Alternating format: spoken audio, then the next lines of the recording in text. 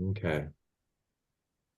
So, this is kind of going to go through what are assessments and, kind of, and we won't go through everything on it because it'll just obviously going through that whole book would take too much time. So we want to hit a lot of the highlights, but I really want to get into some of the assessments and just talking about them and then get into what you guys have found. And then, talking tomorrow with the individuals, about what they have in store for you and how they're using it and all that stuff too. So, okay. So assessments are any systematic method, so something that's been put together that has been evaluated and tested and all that stuff too.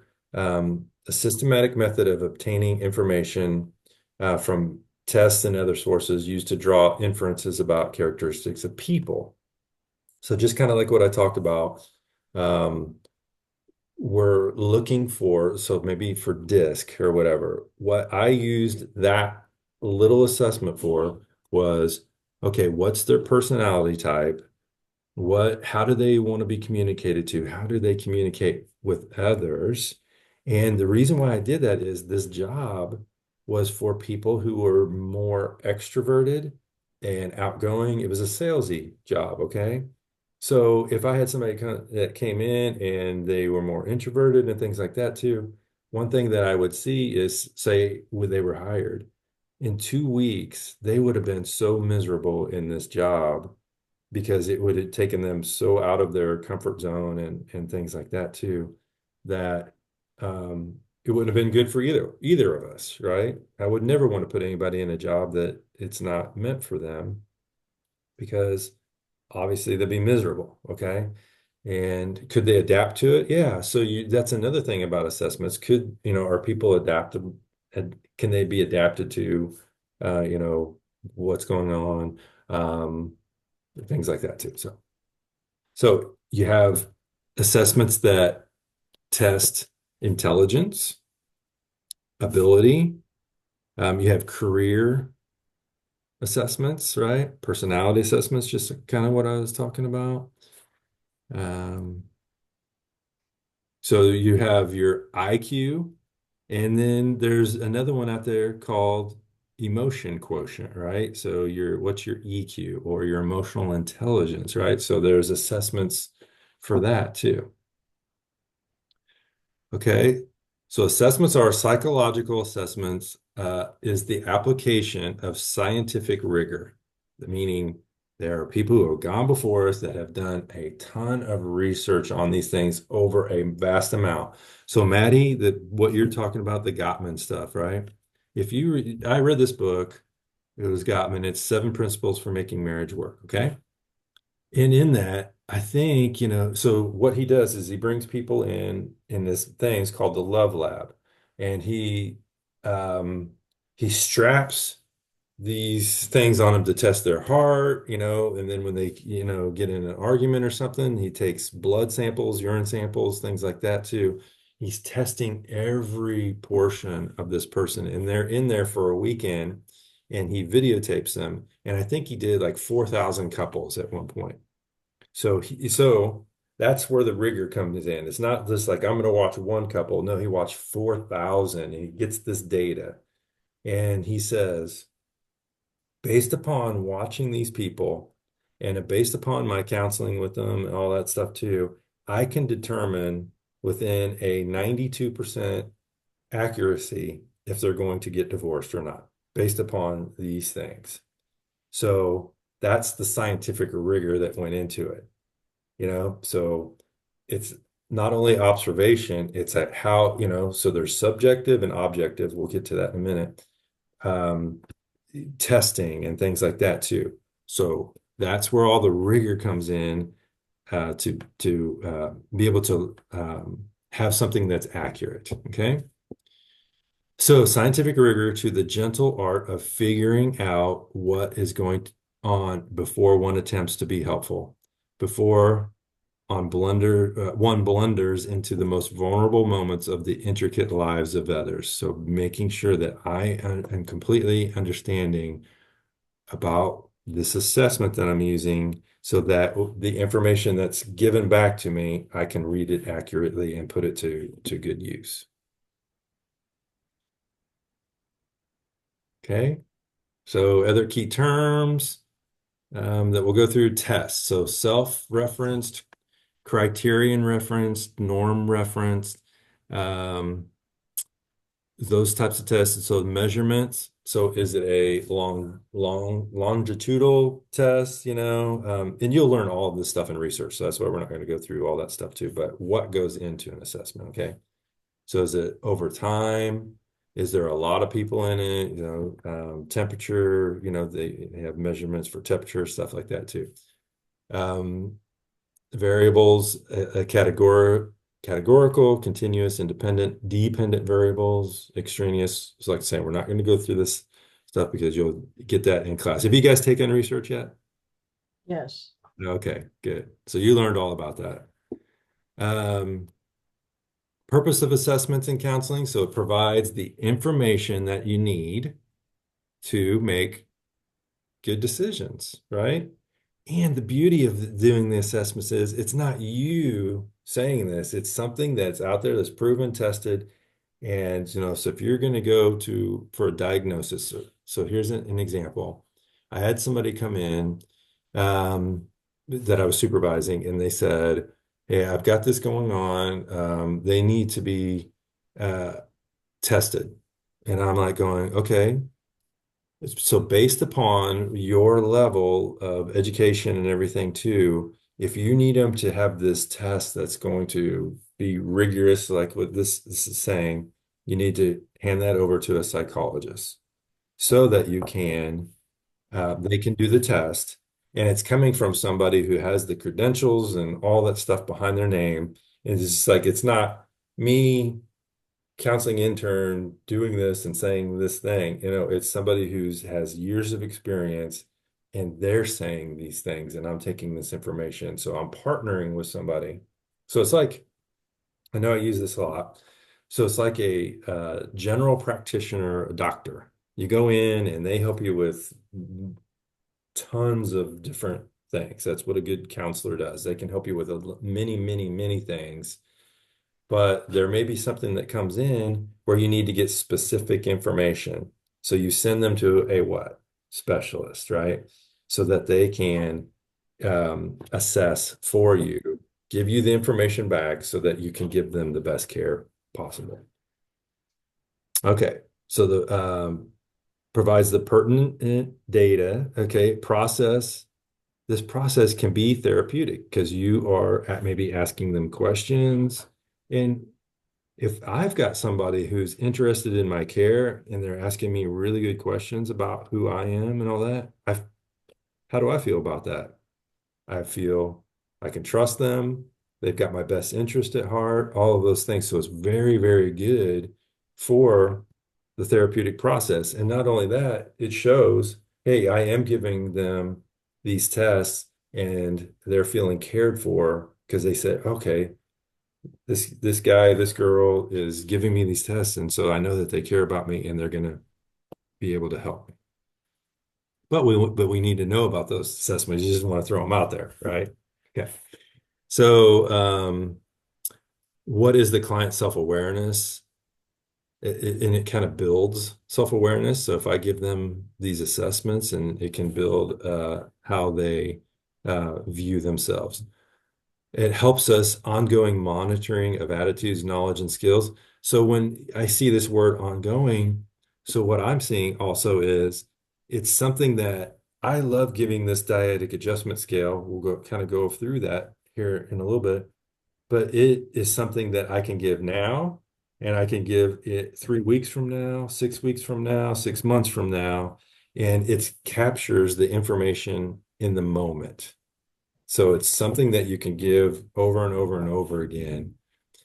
Um, and things may change. So like on the the dyadic adjustments, we're hoping things change for the better.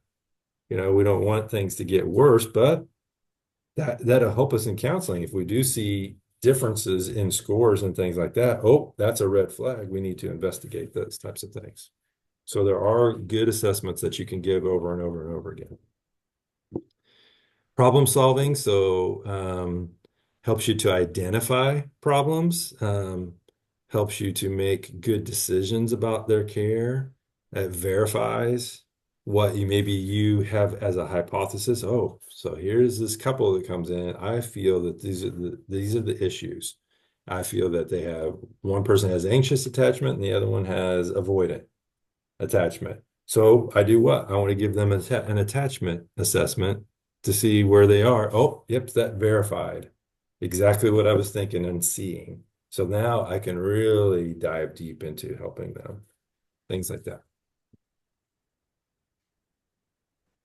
Okay, so I won't go too much into this, but a histories assessment, they started mid 1800s, and and what this is showing is they just kept getting deeper and better as time went on, and more specific. If you see group intelligence and stuff like that, coming from Charlie can probably attest to this.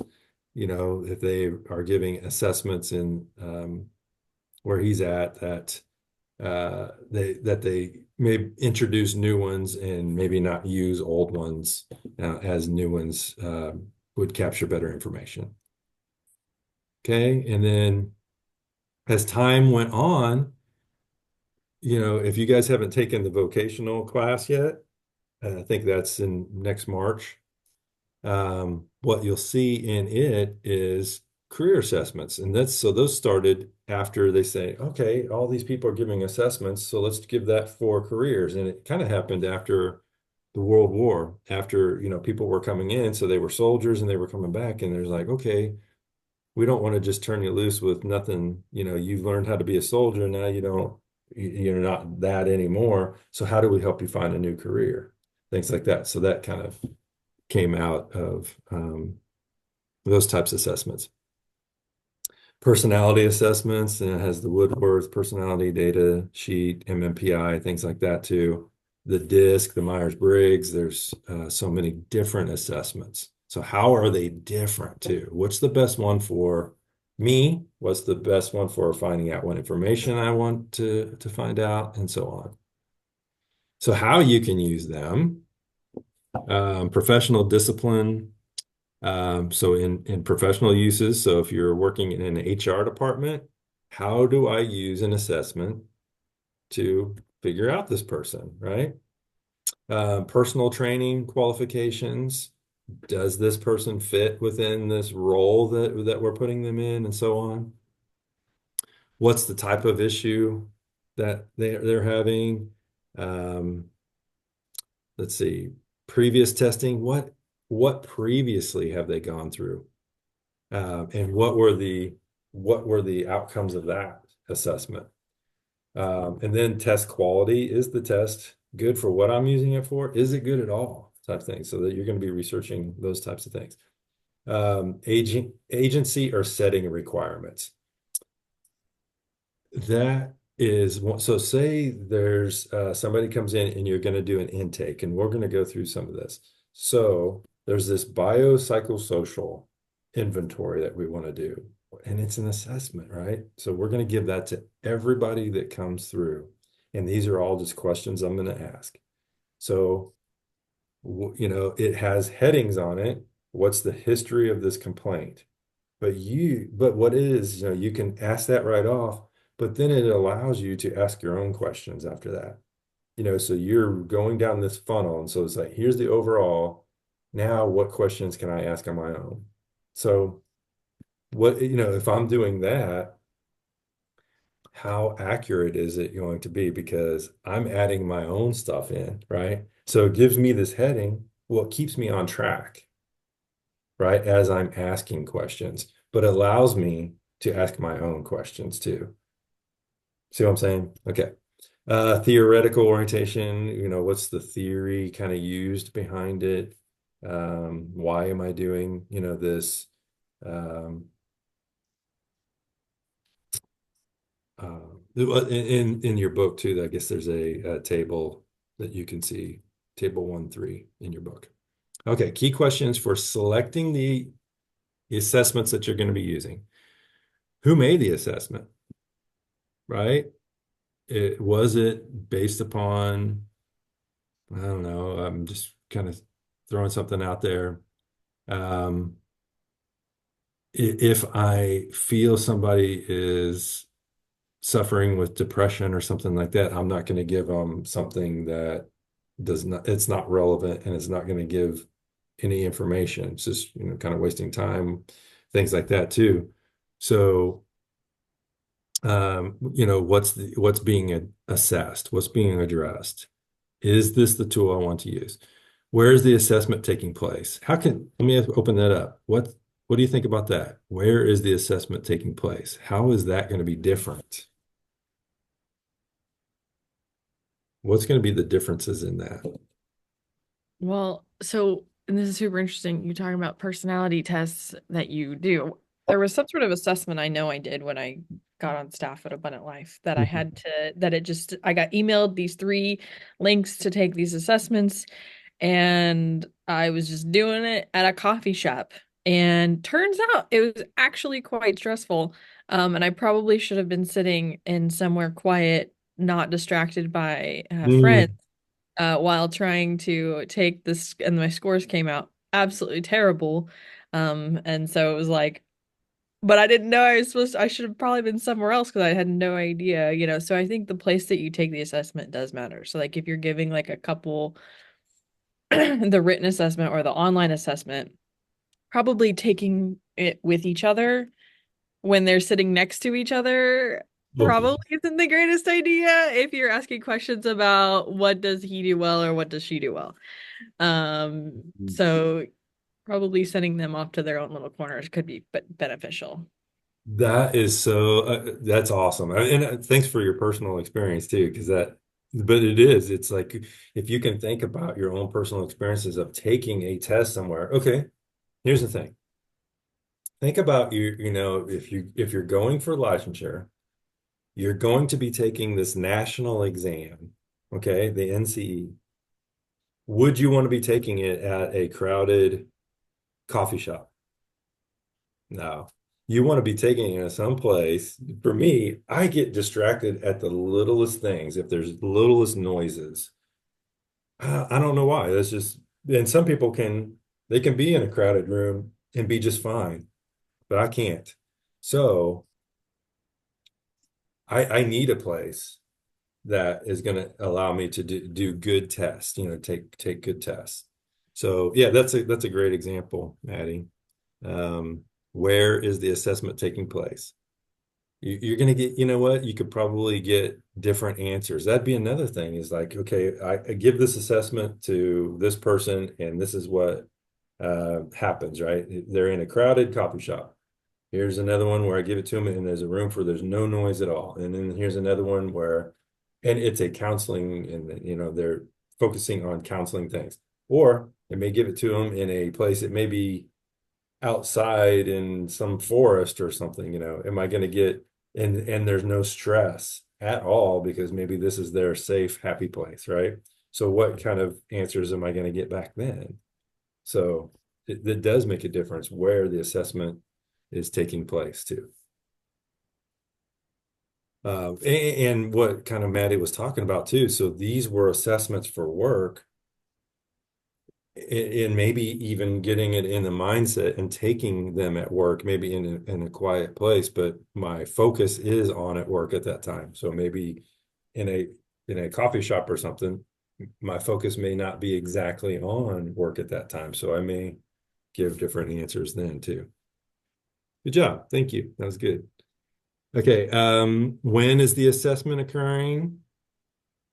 See, that kind of goes back to somebody who's struggling and it's a rainy day outside and it's 40 degrees and they're cold and they're miserable and nobody's, they have maybe husband, and children and all that stuff too, and they're gone for the day and all that stuff, and I'm alone and I'm just feeling blah, and then my appointment comes and it's 72 degrees outside and it's sunny and I got my son in and I've had my interactions with my kids and all that stuff too, and I'm feeling really good about myself. Okay. So when it's occurring, where it's occurring. So why is the assessment being undertaken? Why am I taking this? And another thing is the assessment a type where I want to give to these people without them knowing what it's all about so that I can get information from them so they're not, thinking ahead of time, oh, I'm taking this for depression or whatever. I'm going to think along these lines, okay?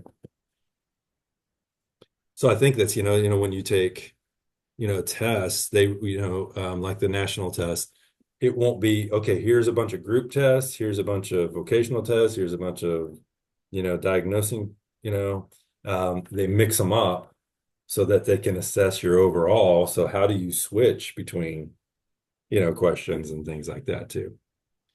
How is the assessment conducted? So tell me about that. What do you think about that? Why is that important in here?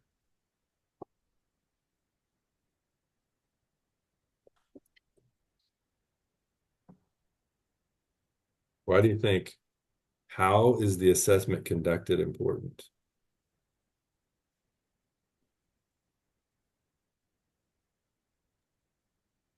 Theoretically, it could impact reliability. Uh-huh. Absolutely. Tell me a little bit more about that. What do you think?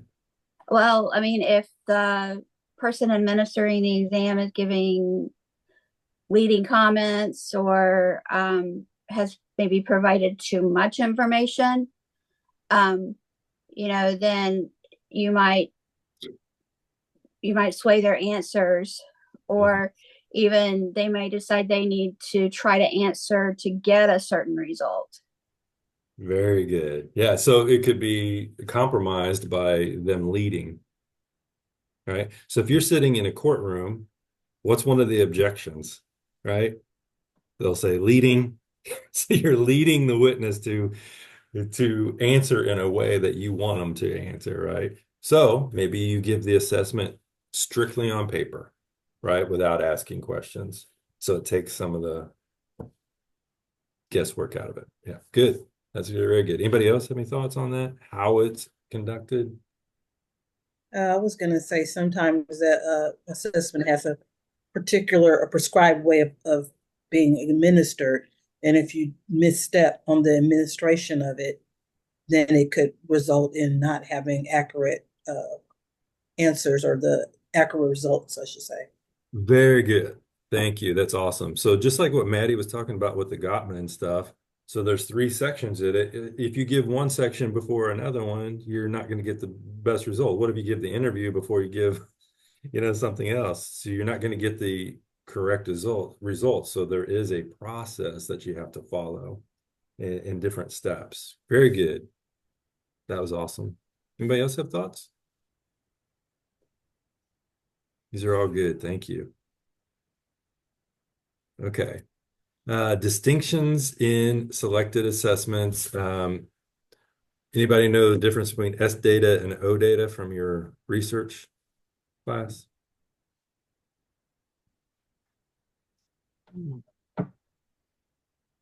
So one's subjective and the other's objective, right?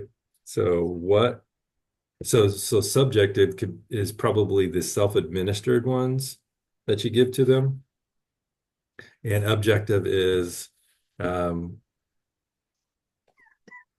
what so maybe just like a paper test where they're going through um and taking it on paper instead of maybe and subjective could be I'm asking these questions and I want it based upon their emotions, their feelings, their thoughts in the moment and all that.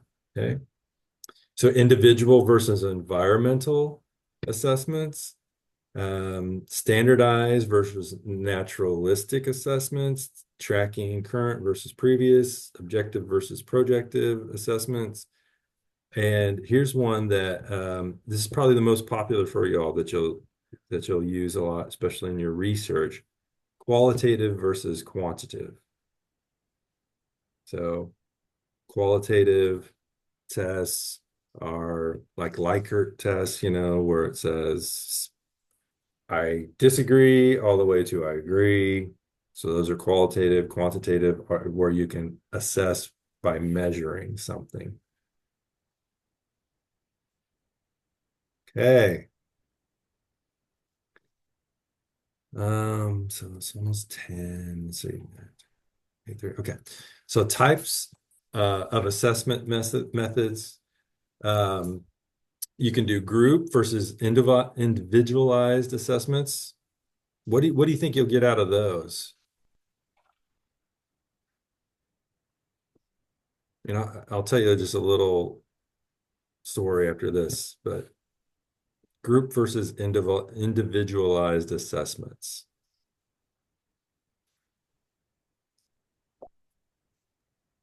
I would think with a group, you kind of get an overall view of how certain demographics respond to something versus individual, you're going to get a more individualized result of that assessment. Absolutely. So in my paper that I'm writing, you have to use this method in research, and it's called triangulation, right?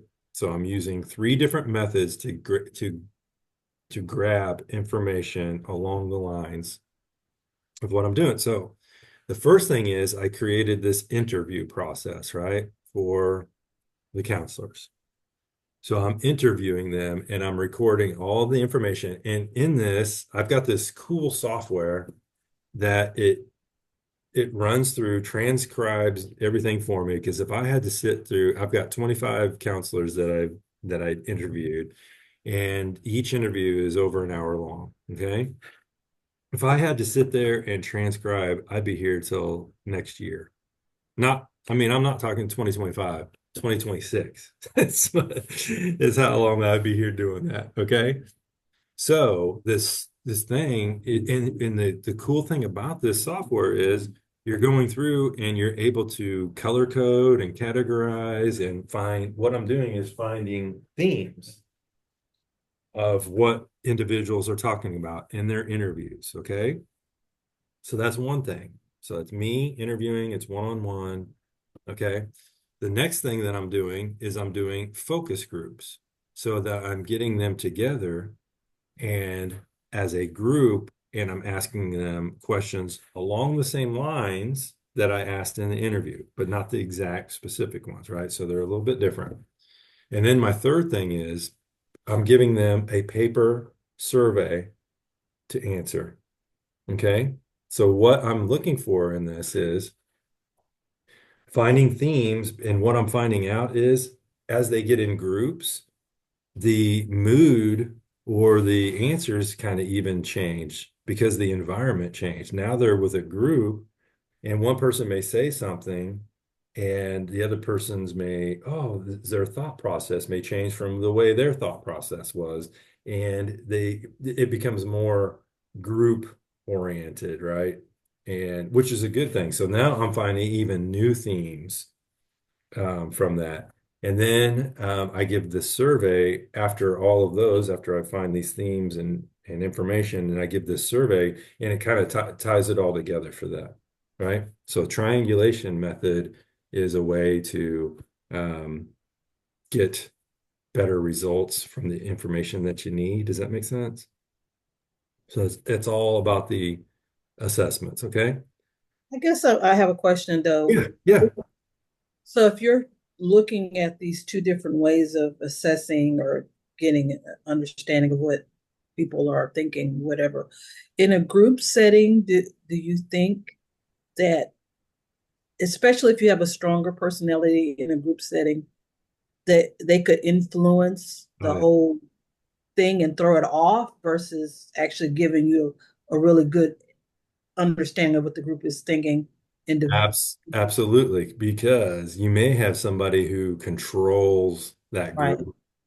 And if have you guys, so group counseling is next, and it's going to be beautiful. That's another one of my favorite ones. But you'll find, you'll get on topics, and you may have somebody in that is more vocal than others. Okay, that can sway. And that's why I want to do. That's why I do the triangulation of this because I get these results, but it may not be the overall results, right? But look at this, and you can even see that in I don't want to bring up politics and all that stuff too, but just we just had the election, it's over with, thank God, but you can have it's mob rules mentality or whatever. So you could have a small group of people with a large voice, but that doesn't mean it's the overall consensus of everybody. Does that make sense? So Right. that's what you would get in a group type thing too, as well. So great question. Yeah, thank you for that. That's good. Okay. Group versus individualized, standardized versus non-standardized assessments. What are those? What's that mean? Standardized versus non-standardized. Standardized should be given the same way to everyone who takes it. Yeah, I mean, we see that a lot in educational testing, absolutely. and that kind of thing. I'm assuming that like the test we take for licensure is standardized. Everybody who takes it under the same instructions. Yes. Very good. Yes, thank you. Very good. Um, and then speed versus power. Speed, homogeneous, easy items. So it's just an assessment I can go, give it really quick. Um, in counseling environment, it's just like these very broad questions, and it's like, okay, I just want to get down to what the issue is, not to the very specific thing. So I'll go down that funnel as I go along. And then power ones are items of varying difficulty. Okay, so more types, rating scales. Uh, um, so projective assessments, behavioral observations. So rating scales, I love this. When you're doing, so say you take EMDR. You guys know what EMDR is and everything. So at Abundant Life, we have that training that comes in. So it's like our second part of it is next week. But in that, it's a therapy that they're using, and it goes by rating. So they're always going to ask you this question. So where are you at on this scale right now? It's like, say, 1 to 10. And scale of anxiety right now, let's just say. And they're going, I am at a 10 right now. Okay. And then we go through and you do EMDR with them and things like that. Okay. And then you're going to ask them, after so many questions or whatever, or you've processed during time, okay, where are you at now? And I'm at a 7. Okay, good. You can ask questions about that, but no, we want to get them down. We want to get them down to as close to 0 as possible, of course. But what made the difference between 10 and 7? So that'd be another thing that we can investigate. But rating things, okay? Projective assessments. How are they projecting what's inside them and getting that from? So God bless you, Maddie.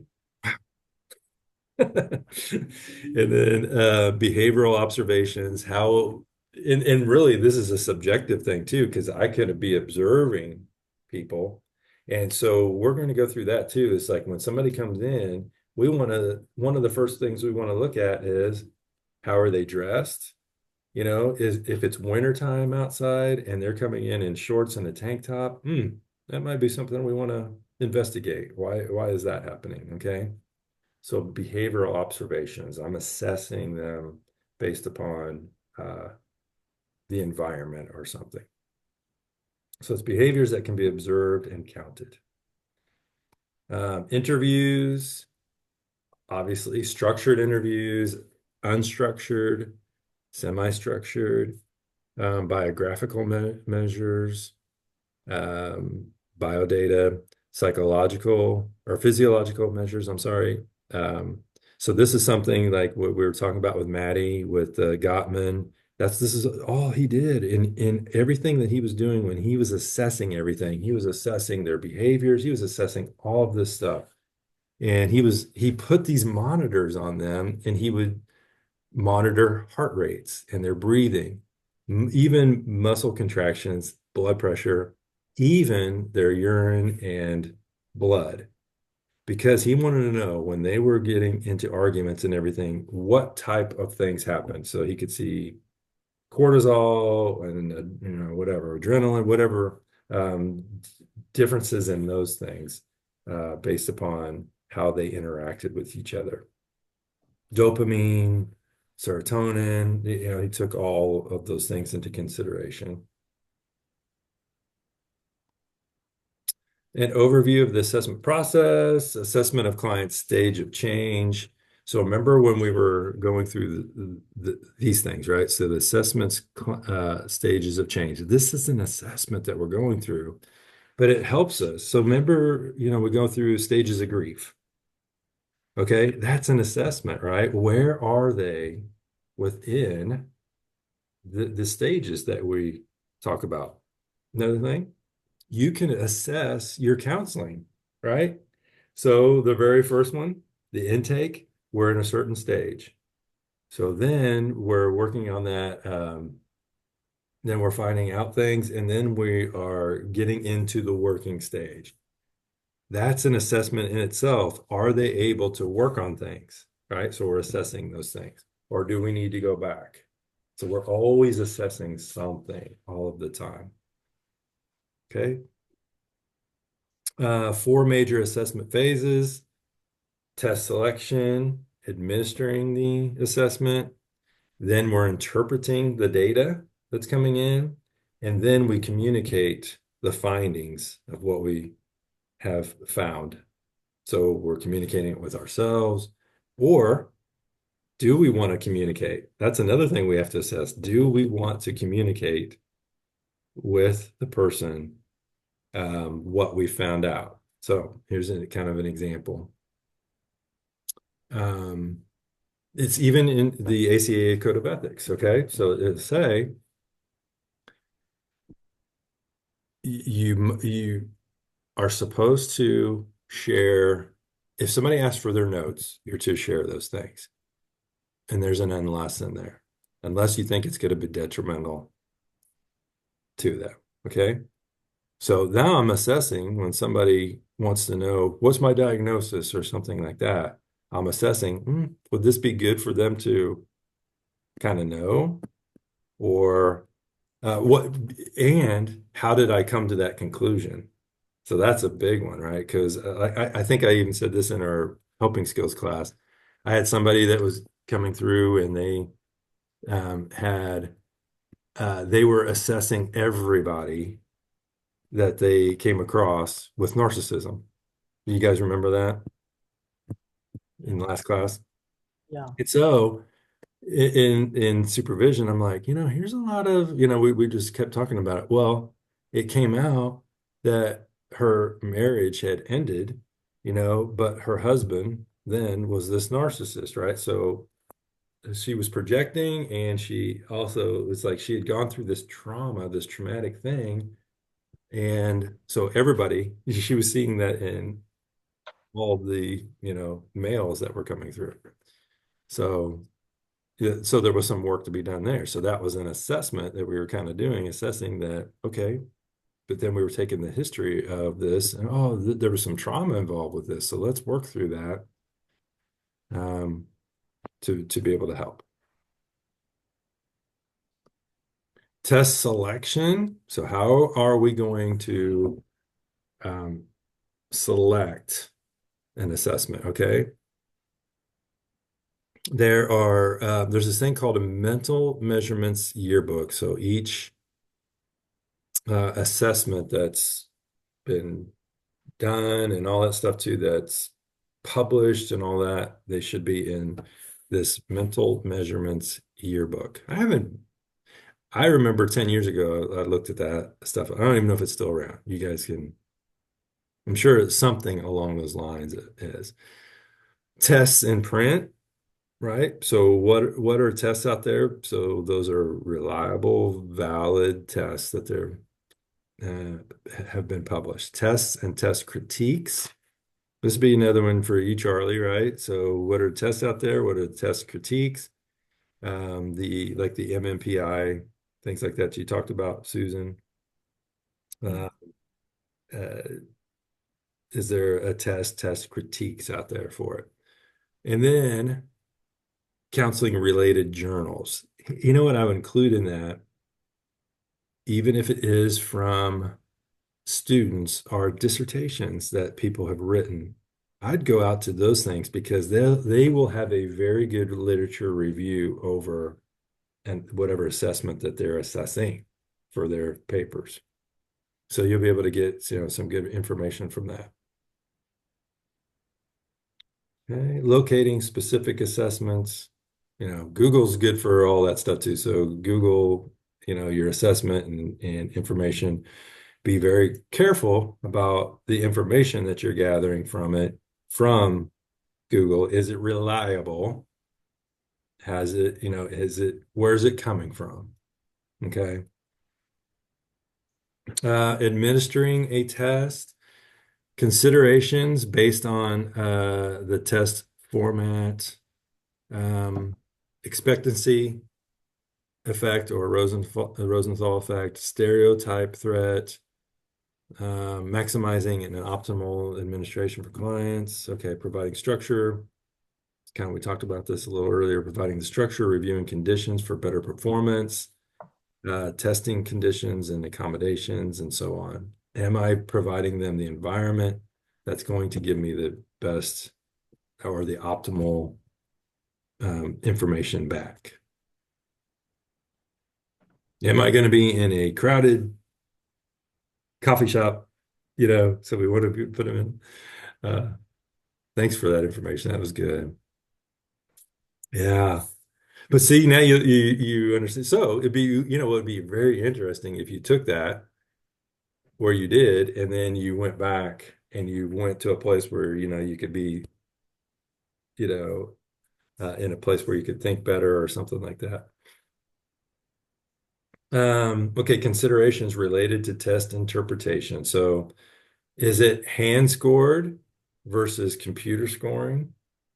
So tell me about that. Tell me about when you see this, considerations related to the test interpretation, it says hand versus computer scoring. Tell me your thoughts on that.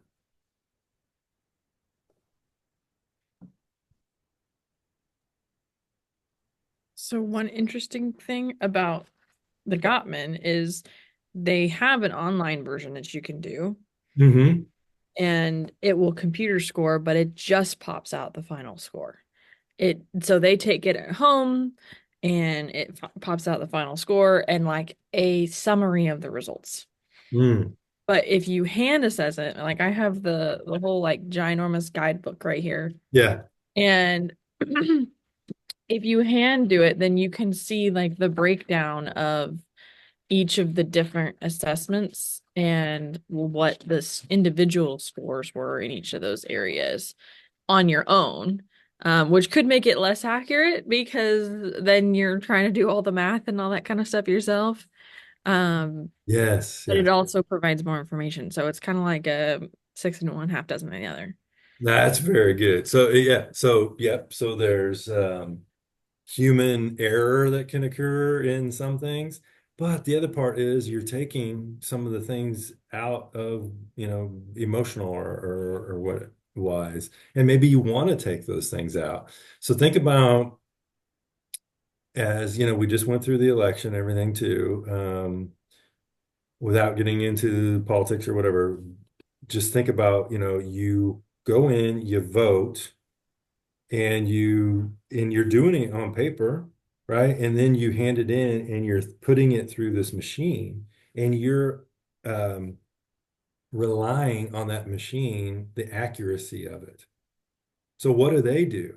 Think about those machines. What did they have to do to make it accurate? And so there are problems.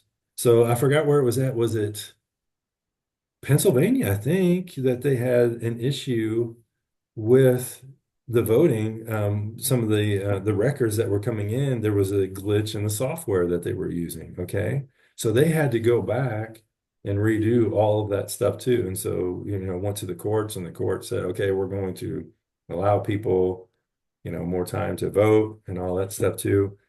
But we're, relying on that technology. Is it valid? Is it all, reliable? All of those things. Is the human that's scoring it, are they going to provide the same accuracy, So, and the other part is hand versus computer. Say you had a school, and if you're hand doing it, it's going to take you forever to do it. But if you do it via computer, and you can trust the computer software, it'll be done in 5 minutes. You know what I'm saying? So the speed of it, as long as everything's accurate, computer's good. But it takes a lot of the humanness out of it too.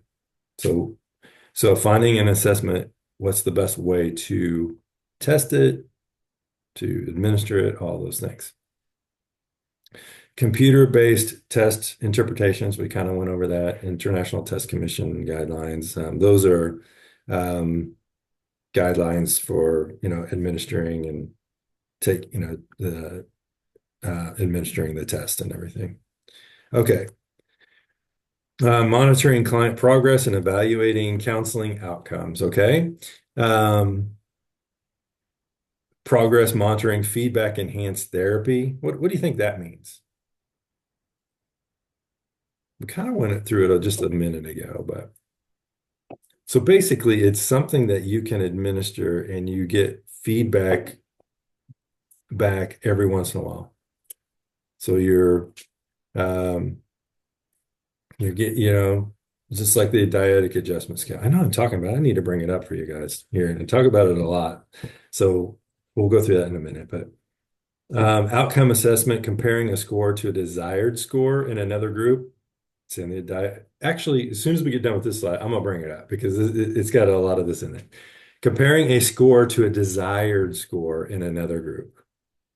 That's very good. So what are some tests that are like that? Think about comparing a score to a desired score in another group. Name some tests that you may see every day like that.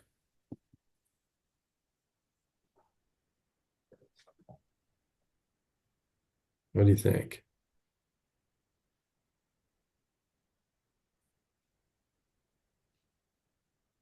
There's a big one if you're going for licensing.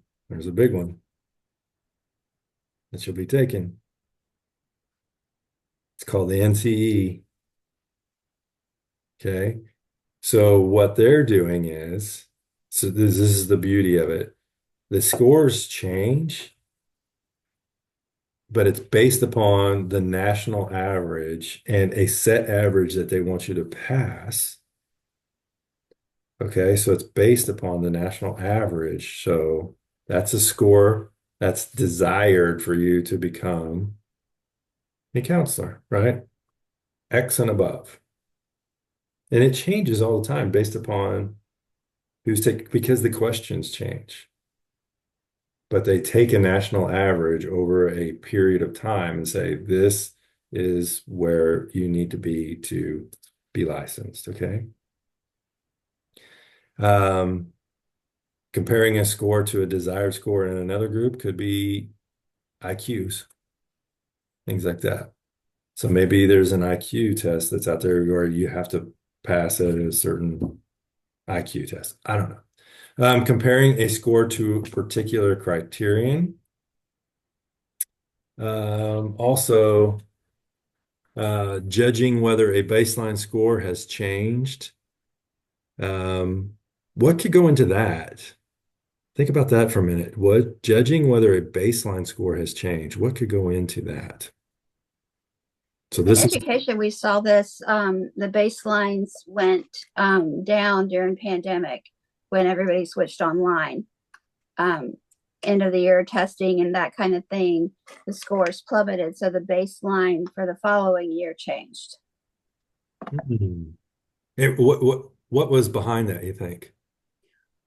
I mean, a million things considering they were locked down, they switched, they lost their peer group, they lost their socialization, they went to online school. There was no teacher who could walk beside them and help them sound out that word or whatever. That's good. Yeah, absolutely. Great example. Any others?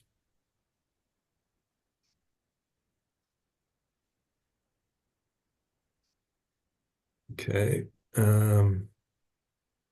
So 4 useful tools: client satisfaction forms, client self-report scales, client self-monitoring, and rating scales.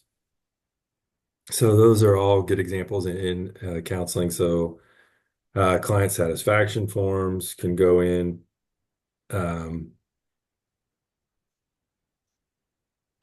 So we have this one form at Abundant Life Counseling Center that it's kind of like rate how I'm doing right now.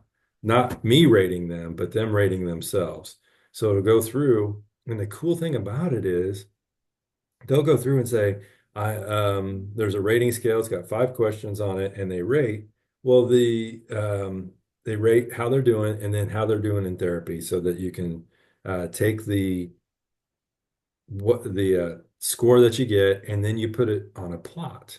So each week they come in, you put that and you see where it's plot. You obviously you want it to go up and score, but say it's going up and then it drops significantly for 2 weeks. What do we do with that? So that's one thing that we can go and say, ooh, obviously something is going on different, and maybe they're not telling me about something. So this is on paper. I can go in and say, hey, I noticed that your score that you give me every week has dropped. Is there something, what's going on? Is it our therapeutic alliance relationship that's suffering? Did something happen with that? Is there something that's going on in your daily life that you're not telling me? So it gives us opportunity to ask questions. So that's their that's a client satisfaction, that's a self-report scale, things like that too. They can do client self-monitoring. There's an REBT scale out there where it says, okay, based upon this incident, I rate my anxiety. Okay. So it's the ABCDE method, right? So A, what's the activating event? And I'm creating this in a journal. So I write it down in my journal. The activating event is whatever it is. That's the A. The B, what's my behavior or my belief about that? And so I can rate it also. My anxiety level based upon this, 1 out of 100, it is 70 right now. Okay. So what are the consequences of that belief? Well, the consequences are my self-worth, value, all of that may go down. And then D, I'm disputing that. So, or reframing or whatever I'm doing, whatever I've been taught. Maybe it's a mindfulness thing, breathing, meditating, prayer, or whatever it is. That helps. And then what's the new effective belief about myself after I've disputed that and reduced my anxiety? Then I take my anxiety level again. Okay, now it's at a 20. So I've lowered that. And so what's different? Then I write in my journal what it was, how I made it different, and so that I can do self-monitoring through that. And that's what journals are for. It's great. I have people coming back. You know what I love? Prayer journals. I love those things when people do it and I have them come in and I'm like, I want you to keep a prayer journal. Tell me what you're praying about and how you're seeing God move in that. And I love it because they can go back a year later and look, oh, wow, this is where I was at. Here's what I prayed for. And here's how I saw God move in my prayer life and in my individual life. Love those things. So I love it when people keep journals. Rating scales, right? So you can rate something 0 to 10, but things can change in that time too. So how am I going to assess whether that rate? So remember, it was like here's a person that calls They may say my anxiety is off the charts, 9 out of 10. And so I call the counseling center, make an appointment. That's Tuesday. Thursday comes along, 2 o'clock when my appointment is, it's 1:30, and I am feeling at a 2. I'm at a 1 with my anxiety. So I don't go. But why? Why? What made it different? So I have to do these assessments and why. It could be even your, nutrition. I remember, going back, I told you about I had stomach issues, right? Well, I cut out processed food and I cut out sugars and I cut out all these things, and my gut is so much better now, right? So I did my assessment. I assessed all this crap that I was eating, that's bad for me. It might not be bad for others or whatever, but it was bad for me. And I cut that stuff out. And my new assessment is, wow, I feel so much better. I got more energy. I have less pain. I have all of these things, right? So I can do all of these things. My satisfaction is up, right? Because of my diet, whatever, client self-report, all of these things I can do in that. My self-monitoring, if I eat something that's out of the realm of what I want, how did that affect my body? Things like that. Okay, so how about we do this? It's 10:15. Let's take, you got, how many minutes you need? Need 10? Is that good? Okay, let's come back at 10:25 and we'll go over the dyadic adjustment scale and stuff like that. 10:25. Okay, see you in a little bit.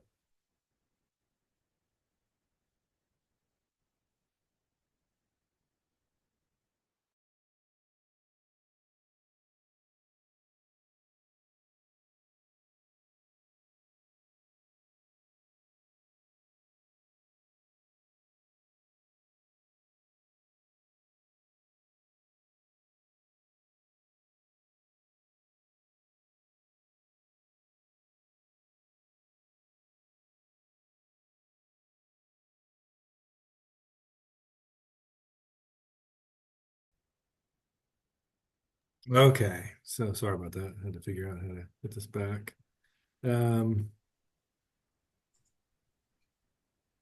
So here is the dyadic adjustment scale. So this is kind of what I did my assessment. This is about 12 years ago. Um, so it was quite a ways ago. So this can be done in many, many different ways. If you look out on the internet, there's some paper versions that you can do. So created this one. This was created, I think it was from a person I had in school, one of the teachers, and he handed this out to us. But so anyway, you can, put their name at the top up here. But what it is, it's got all these questions. I think there's like 35 questions on it. Here, let me go to the bottom. And then, so after you're done with all of these questions, let's see, this is a way here. There we go. There, it's got where the questions are. Put that here.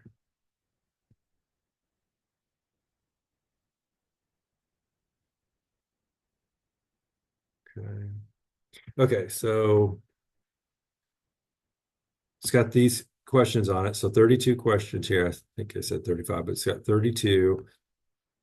And all of these, they have something to do with these subscales, right? So you come down here and it's got these, here's the score of it, right? So this thing was created in 1976 by Spanier, I think is the last name. So this person created this, and the adjustment scale has an overall number that you get, and then it's got subscales.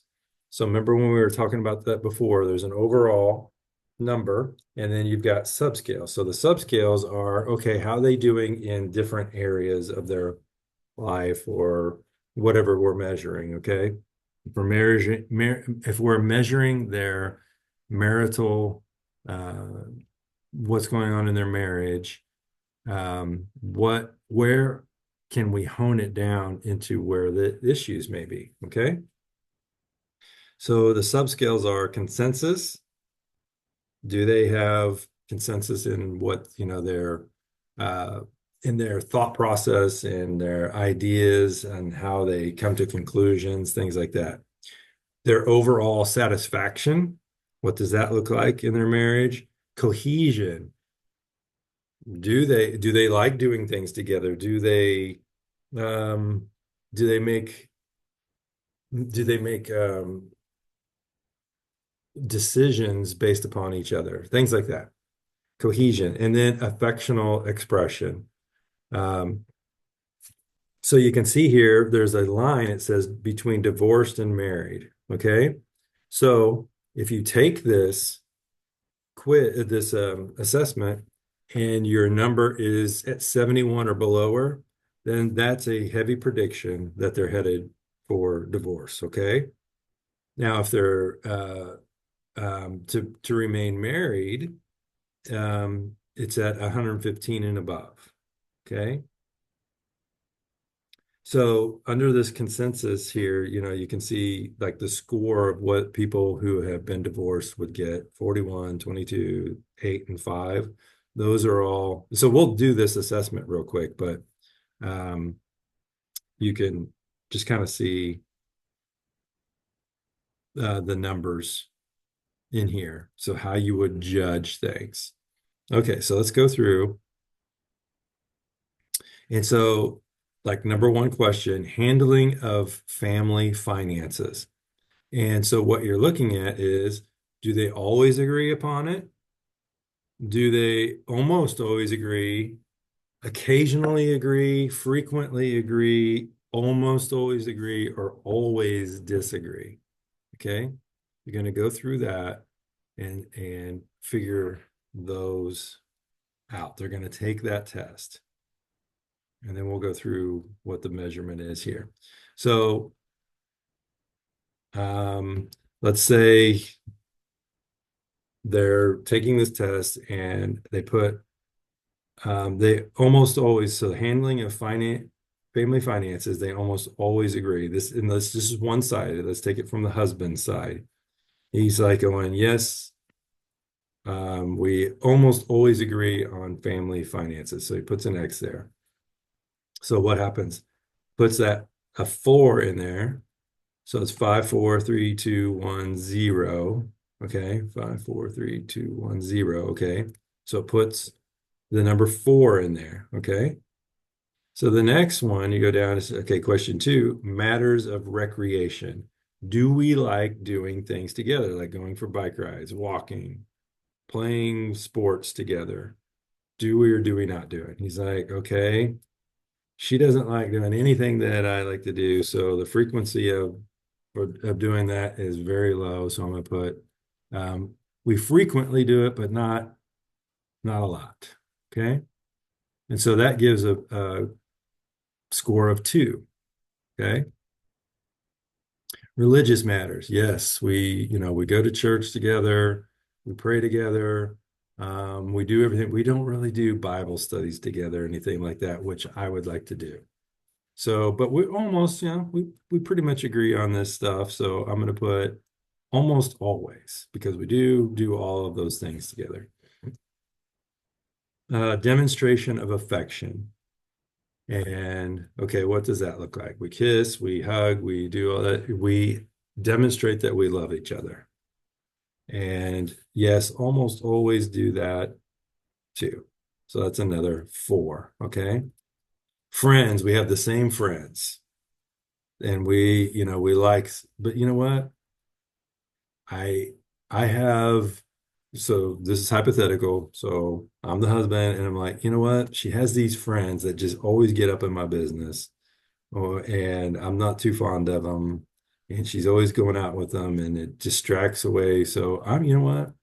I'm going to say, I occasionally like the friends. And we have some of the same friends occasionally. Sex relations, is that good or bad? Do we, um, are we always in agreement on times of sex, all that stuff too? Um, how is that, right? So let's say it's okay, everything's good, so we'll put that. Conventionality, correct or proper behaviors. I have to look and see what that really means again. Correct or improper? I have to look that up. It's been a long time since I've used this. Okay, so let's just say it is, and we'll look it up what that means.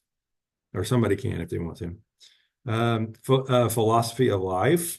Do we agree on all things of life? And let's say, yeah, we're doing pretty good. Let's put that in there.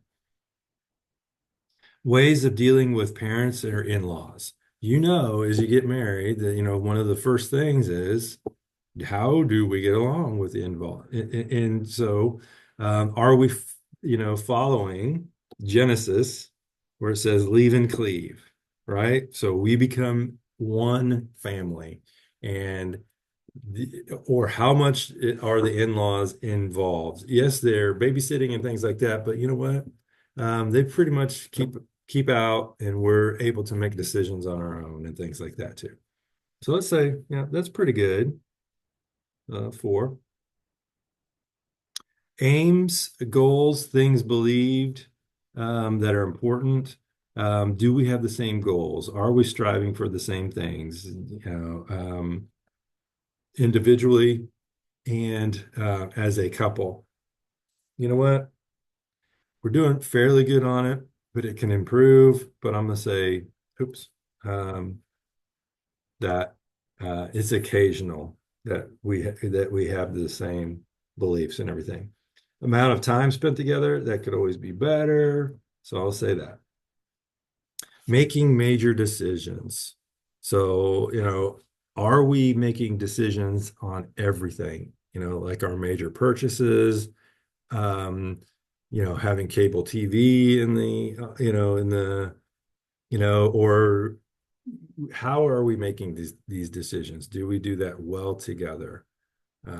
Or do we fight about it or whatever? So I'm gonna say, yeah, it's pretty good. Household tasks. This is a big one, right?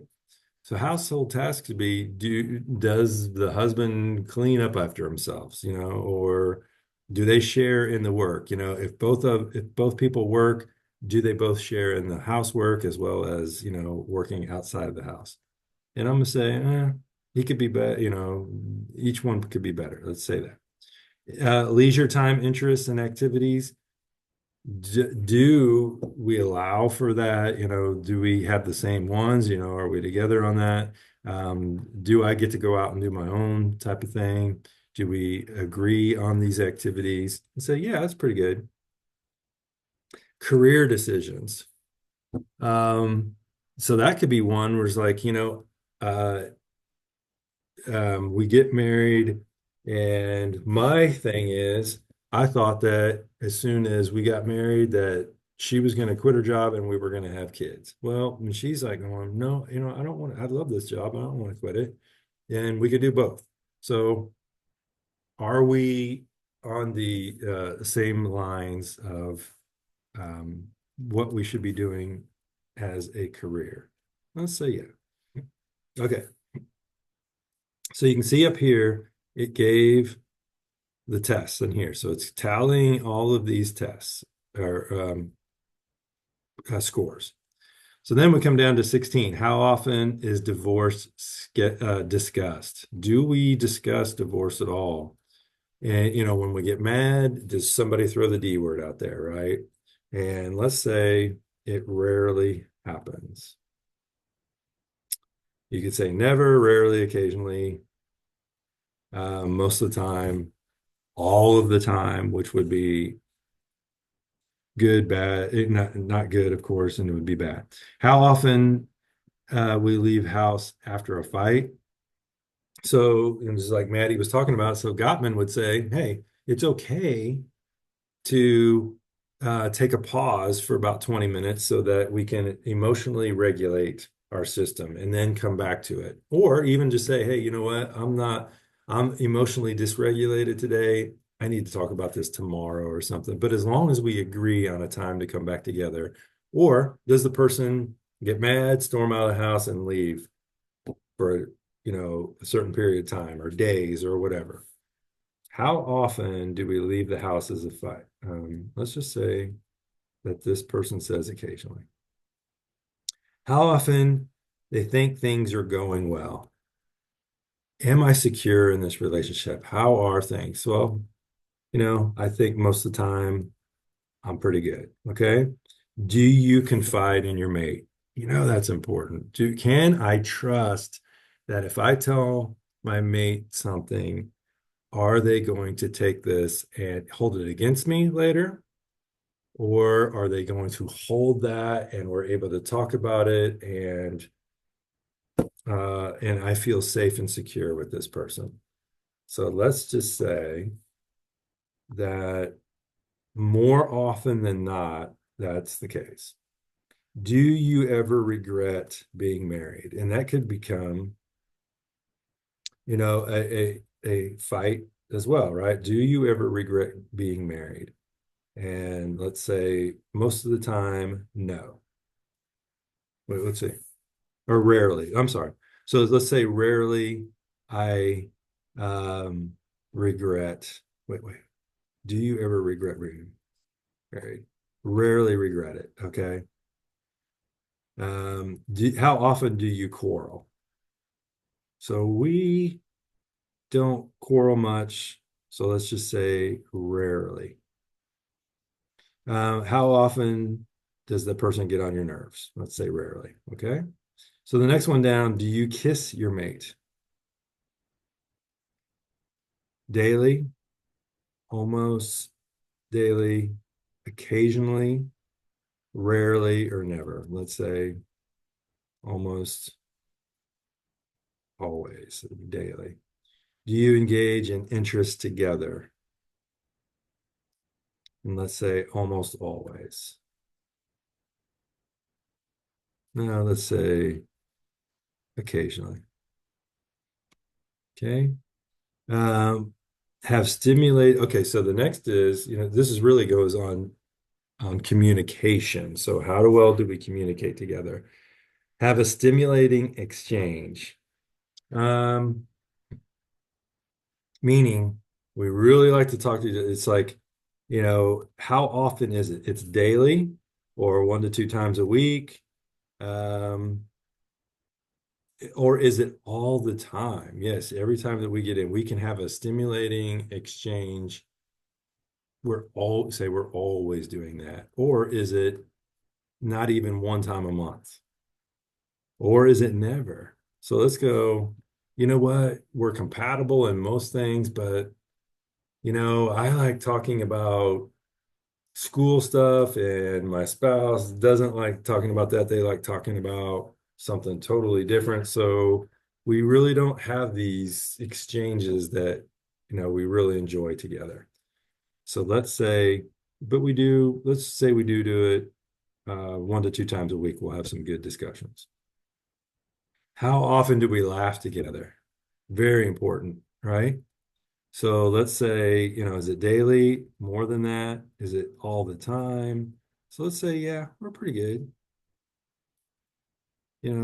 They'll tell some psychology jokes or something, right? So some jokes. So we laugh together a lot, okay? Calmly discuss something, or every time we bring up something, is it a major battle? Okay, let's say, you know what? Do we calmly discuss something? Let's say it's, we do, let's say we do fight a lot because we're not good at helping each other regulate emotions. So let's put 1 to 2 times a week in that. So the rest of the time, we're having problems. Do we work together on a project? Or is there something that we really find activities together? And so putting up the Christmas tree. Do we, is that a tradition that we all do that together? How about painting chairs or something, some kind of something? Do we do projects together that we like. Let's say, yeah, we're pretty good at that. So let's say that's daily. Okay. Okay, so then it comes down to what is our physical intimacy, things like that like. Okay, so number 29 says being too tired for sex. Is that a yes or a no? Let's say, um, there's times where, so we just had a baby or we have two babies or whatever it is. Yeah, you're gonna be tired a lot. So, or, what if we don't, there is no excuse for being tired for it, but I am tired, right? So that'll be some questions that you'll have to ask, but that'll be after we, get the results, right? So let's just say no on that aspect. Not showing love to one another. Um, and that's a no. We do show love. Okay. Degree of happiness. So this will give you what's my overall happiness in my marriage. So this is marriage specific. I'm extremely happy, fairly unhappy, a little unhappy. I'm happy, very happy, extremely happy. So let's just say, yes, I am very happy in it. And it gave me a score of 4 here. Okay. So if you're starting on this side, this is going to be, let's take that out so that you can see if I'm extremely unhappy, what does it give me? It gives me a 0 there. Okay. So it doesn't always go, 5 down, right? It can start at the other. So just understanding the scoring in that. But I'm very happy. Gives me a 4. Now, the last question here is you're going to pick between all of these, okay? So this is very important. So if I am giving this to a couple, this is the first question I want to go to. And this is just me looking at it, okay? Besides the scoring, this is the first one that I want to go to, okay?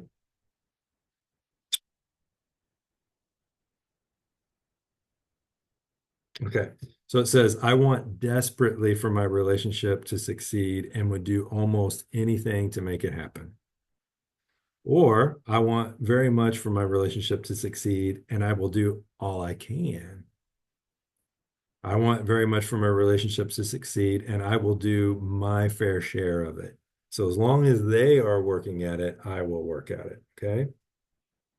It would be nice if my relationship succeeded, but I can't do much more than what I've already done. It would be nice for my relationship to succeed, but I refuse to do any more. Okay, my relationship can never succeed, and there is no more that I can do. So let's just say the person picks this one and gives them a 4.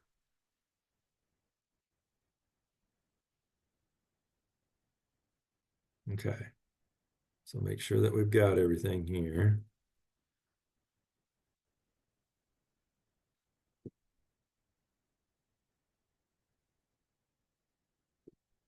Okay, so then we go through. So the cutoff between, so here's an important thing right here. It says the cutoff between distressed and non-distressed marriages is often understood to be around 100. So if it's not distressed, it's above 100. Okay. If there is some distress in some areas, then it's going to be below 100. So we look at our final number here, it's 111. So if we look at here, if it's 71 or lower, it's generally they're heading for divorce. Okay. 115 is good. There's really nothing to work on. Well, I wouldn't say that. There's always something to work on, but they're good in every area. Okay. So, but they're at 111. So we're going, oh, okay. So at 111, guess what? There's some things that we can probably look at that where we can work on. Okay. So under here, under consensus, as you look at it, it gives you the questions that went through that adhere to the consensus part. 1 to 3, okay? Says right here, 1 to 3, that is what creates the consensus score. And so you look at question 1, 2, and 3, handling matters of finances, matters of recreation, religious matters. How did we score on that? So you can go up here and look, okay, frequently. Okay, so it looks like there's some form of issue here and matters of recreation. So that'll give me something to talk about in their counseling, right? So let's go back to the overall score. The overall score was a 48. So for consensus for divorced couples who have been divorced, it's 41. So it looks like they're okay, but there looks like there's really something to do within the consensus form of it. Okay. So then satisfaction, how satisfied am I in my marriage? Okay.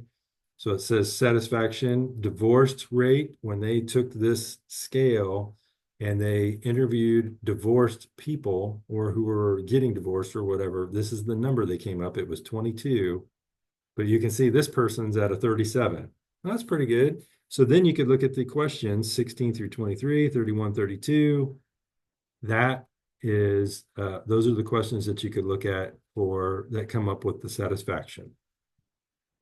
So cohesion, they're at a 16. Ooh, that's good, right? So 24 through 28, you can see, do they engage in an interest together occasionally?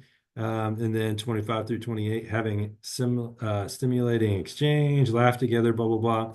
Well, the cohesion, they like being with each other. This is a good thing, right, to look at. 16, that's even way above what a married, people who are married would say as a consensus, right? So the next one that you look at is affectional expression. So they score a 10 on that. Here are the questions that they do. So they're affectional. They show that they love each other, okay? And that is even above what married couples would have professed, right? Way above 5. So no danger in their affectional or cohesion. So they get along, all of that. So then we can look at, okay, looks like they're having some issues in making decisions together or whatever, and then maybe satisfaction on. So we can look at these numbers 16 through 23 and go, okay, where are some ways that they answered this where we can, take a look at it. How often do they think things are going well? Well, most of the time. Okay. Then we can do scaling questions with them. How often do they think things are going well? Okay. On a scale of 1 to 10, give me what you think. And they say 7. Okay, 7. What can make it a 10? What can make it an 8? What can make it a 9? What can make it a 10? So this is all just giving you ways of looking at their marriage broken down into what the issue was. Does this all make sense? As you look at this, what kind of sticks out to you that through this scale, how it's portrayed here, the numbers on it, how it can be administered? What do you see in this scale that's good, bad, indifferent? Talk to me about that. Or if there's anything you want to see on this.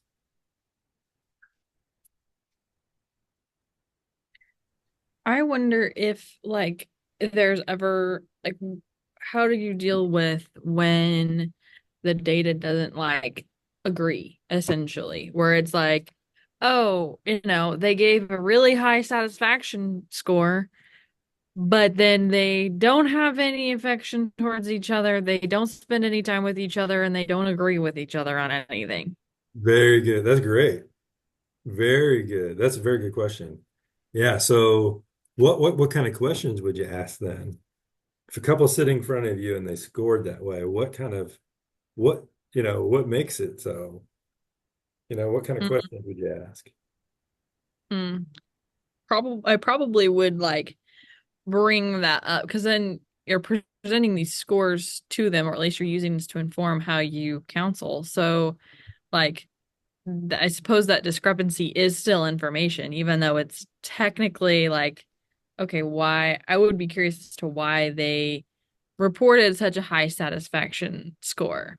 Um, Potentially they could have been taking that portion of the assessment together, maybe, and didn't, felt the pressure of the other person to not, say our marriage is terrible, or they don't want to look at reality, or something along those lines. Uh, Yes.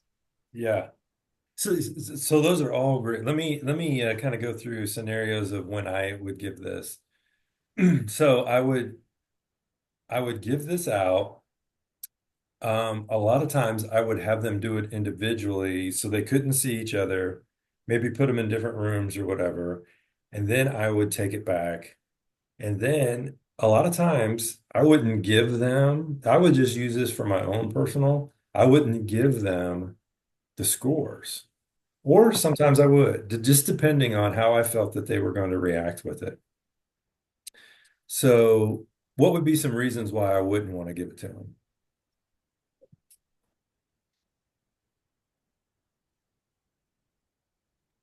I would think if they scored very different, you might want to work with them and see if you can come to more middle ground before or if you shared those scores.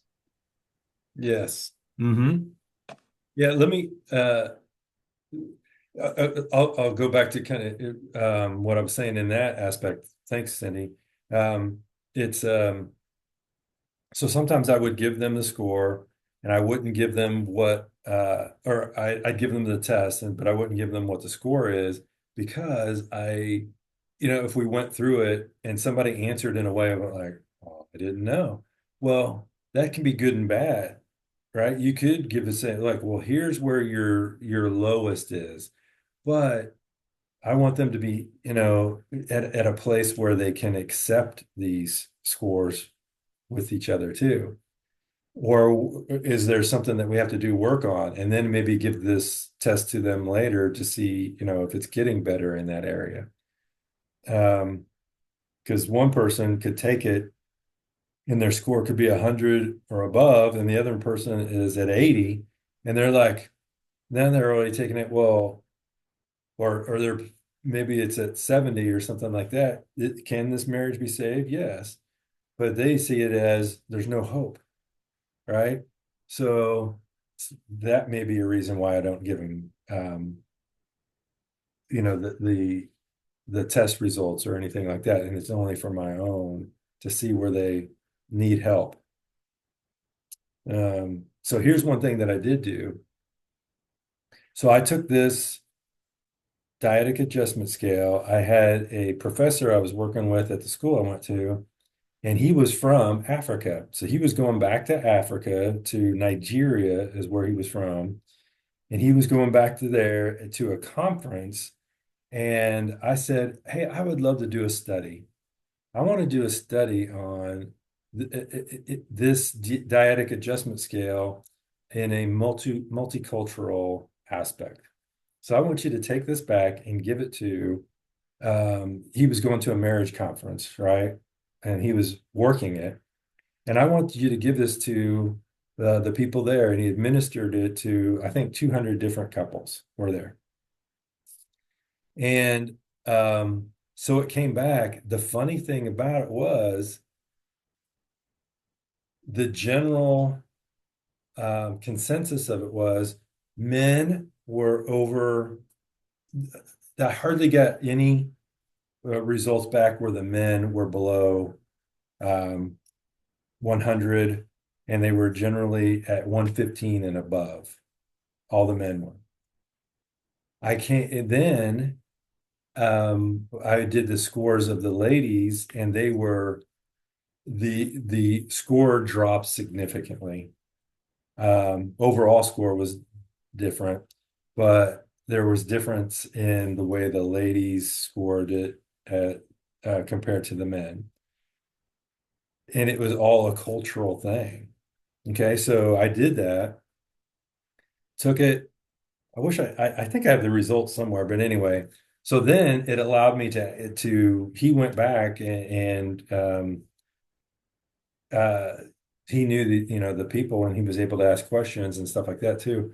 But the overall thing, and it was a cultural thing that men there were more of the dominant person in the marriage. There was more, how can I say that? Um, where they dominated the marriage. Okay, so of course they were happy in it because there was there was nothing that was going up against. But you can see consensus, satisfaction, cohesion, and all that. They may have viewed it differently than the wives did. So the wives may have significant because maybe they didn't feel heard or seen or something like that. So it was just interesting to see the difference in the scores in a different culture. So what else can you see in this?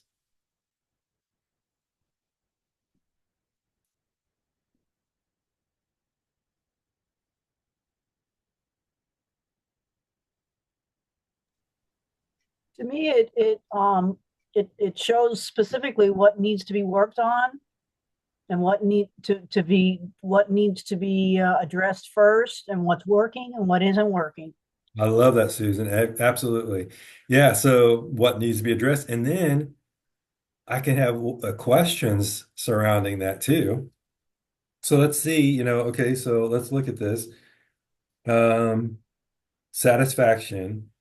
That's not bad. So 48, and then consensus here, or satisfaction, 16 to 23, but it's a little bit lower than what, married people would say. So, the 16 to 23. So let's go with that. Okay, how often divorce is discussed? It's rarely, okay, what would make it never? What can we do to put in place that would always make never being, discussing divorce? And it may be this. It may be one side of the family has parents that have been divorced once, twice, or whatever, right? So divorce may be more normal in their family over what the other person may be saying. Okay. So it gives us a way of, discussing things, maybe the environment they grew up in or whatever. Okay. How often do you leave the house after a fight? Well, occasionally. So the next one is occasionally. Oh, why? And that may go back to we don't have very good communication with one another. So we don't discuss things well. And maybe I'm an avoidant. So this may be something where I can talk about attachment. I may be avoidant in my attachment, and I always leave. And maybe that's a picture of maybe I'm at work and I get mad at work. So I get in my car and I leave work. So maybe it's not just my marriage. Where else do I leave? Okay. So it gives me ways of looking at attachment, or do I run from things or whatever. How often I think things are going well? Well, most of the time I think things are going well. What would make that always thinking things are going well? So that'd be things to work on. So through all of these, it looks like there's something that we can always work on something. Now, if they put all the time in this, in something, do you confide in your mate? Always. Do you regret being married? Never. Okay.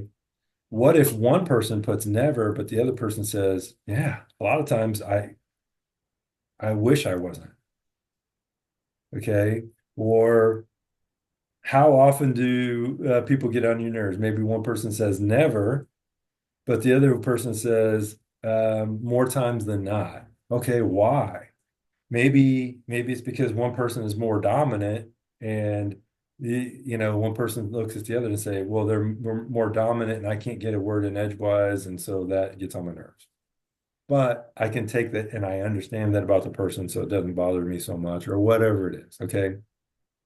So there's always like questions that we can do.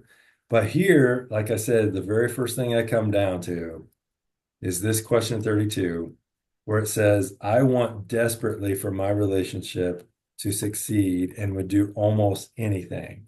I want to see where one person answers this and where the other person answers it. And that's going to tell a lot of the story about whether one person's done or not. Or even if they say this right here, where it says, I will do my fair share. Right. So one person may have put everything they can into it, and they're like, oh, I'm keep waiting on the other person to do their fair share, so I'm not going to do any more. Or I refuse to do any more here. Okay. So I always look at that one first. Any other observations, thoughts? What do you guys think of this? Would this be something that you use in your practice? Yeah. Yes. And can you put the link to it or a copy of it? Yeah. So yeah. I think I can download it. I'll download it into Canvas. Yep, I'll do that. Thanks. Remind me if I don't. I'll write it down, but yeah, this is one of my, as I worked with a lot of relationships, this was one of my favorite things. And it's really easy. It only takes some few minutes to do. But there's so much that goes into it, right? If I look at it and I look at their scores and they're widely different, boy, there's just this just tells so much. And that goes with any assessment, prepare and enrich for couples, your Gottman stuff, Maddie, that you do, right? There's just so many directions. But what if I didn't have this tool? What do you think? If I didn't have this tool in front of me, how different would it be? What would I have to do differently not having any tools? It'd take a lot longer to get that data. Sure would, yeah. And you know what? Take a little longer. And maybe the way that I ask questions, I may not be getting the data I want, and so on. So this is something that's static where I can depend upon it. Okay. Reliability, validity, right? Any other observations? All right, good job.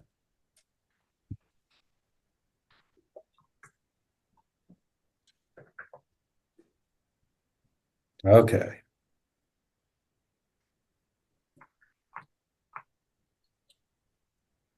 Let's finish up that PowerPoint we were on. Share, let's see where we're at. Here we go.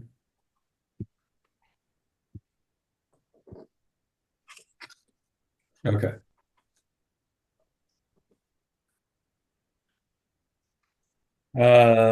Reports. Okay.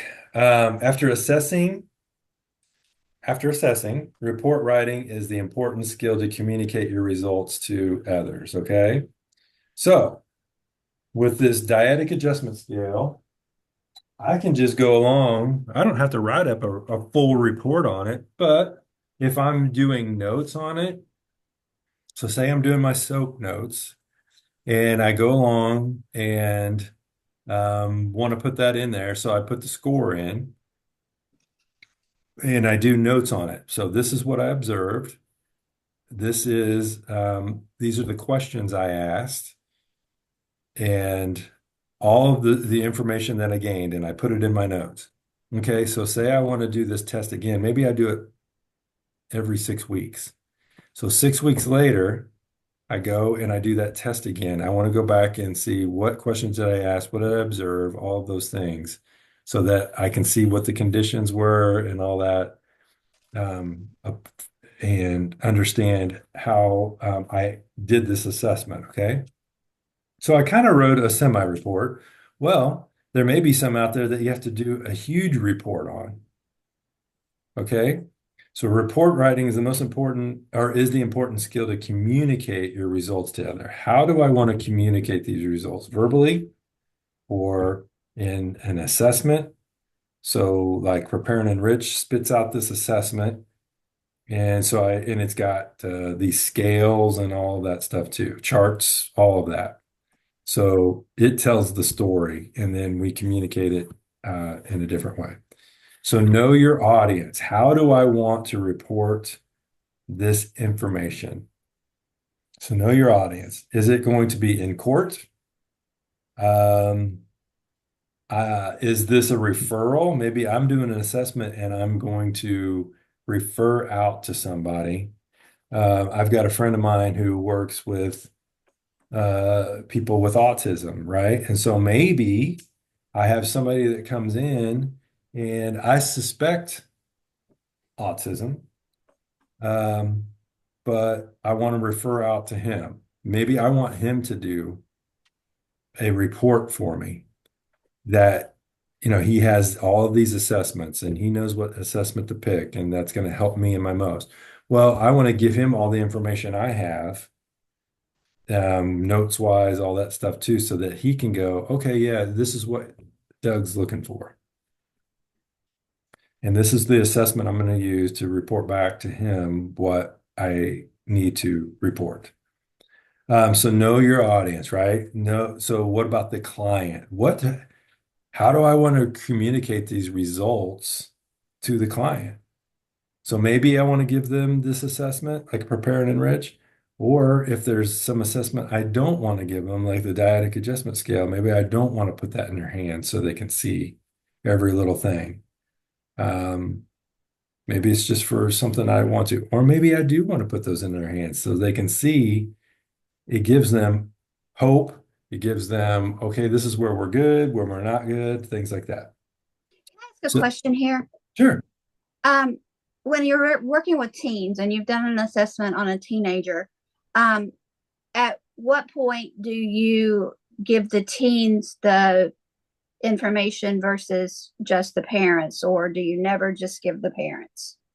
Yeah, you know what? Gosh, I think that's going to be something that, case by case or whatever on what and that's where you're going to have to kind of go and assess.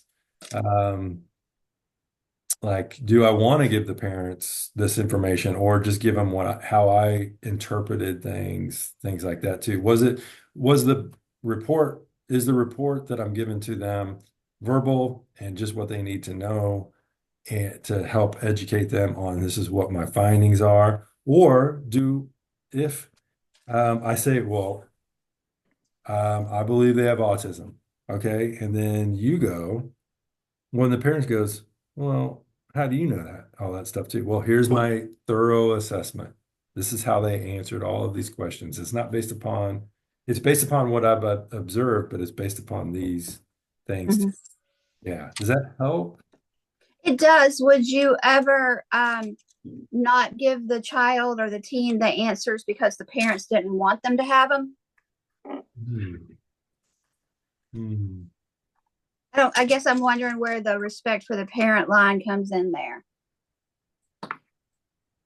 Yeah, that's a great question. I'm not sure. I mean, here's what we'll do. Save that question for tomorrow because we're gonna have two people on that are gonna deal with adolescents and children. Save that question, okay? Can you? That's a great Certainly. one. And let's see how they deal with it. Because I think I think I've said this before. I'm pretty much 18 and above when I work with individuals. So those are all good questions. I think it just is case by case and all that. So let's see when they do it. Mental health practitioner, or if I'm giving giving communication to the state, Mhm. court, state, things like that. Okay. Components of the typical reports. Okay, so if I'm giving something, how professional does it have to be, right? And so sometimes it's like if I'm giving the state something, they want it in a certain format, and I have to follow all of their guidelines and how they want it reported. So let's just look at some like typical kind of components of the reports. Title and heading. So what is the report that I'm doing? What's an assessment over? Is it anxiety, depression, whatever it is? identifying the information, who's the person, what's their age, ethnicity, all of that stuff. What's my reason for this referral? Meaning, if I'm referring it to somebody, what am I suspecting? What am I seeing, observing, all of that stuff too. Here's the background information of the person and what I've observed, all of that stuff too. Test administration. What do you think? What do you guys think that means? This is the component of how I'm writing up a typical report. What do you think that means? Test administration.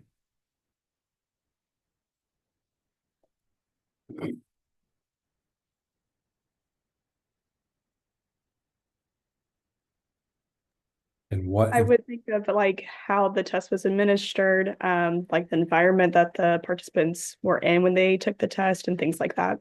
Yes. Yeah, all kinds of stuff, right? So what was the test? What was the environment they were in? Because just like, Maddie was talking about, was it a coffee shop? Was it some isolated classroom? What was how was the test administered? You can even go into like, okay, what was the weather like outside? Was it a blizzard outside and they had to drive 20 miles to get there? And, a lot of things that you have to think of. Okay, they're already stressed because they just had to drive 20 miles in a snow blizzard, right? Or were there tornadoes outside? Or was it 70-degree weather and everything was great, sunny? You could even put that into, because here's the thing. When you guys are doing an assessment of when somebody comes in, how do they look? What clothes are they wearing? Do they have combed hair? How are they? What's your perception? All that stuff too. Okay, yeah. How was the test administered? How was it scored? Things like that too. Yeah, psychometric summary of scores, things like that. How was it scored? Summary of diagnostic impressions, test results and interpretations, all of those things go into this report. Here's the other part, recommendations. So based upon all of this that I have, what am I recommending? Okay, based upon this test that I just did with dyadic adjustment scale, I'm recommending that I do EFT with them during my sessions. I give them this homework that's going to help them with their cohesion. Maybe it's Gottman or whatever that helps them with cohesion. So I'm going to give them this over the next 6 weeks. So these are all things that I recommend. And then I'm going to do the test again in 6 weeks. How did this Gottman stuff work? And, we can have the scores and all that stuff too. Okay. What do good reports look like? Well, they integrate information.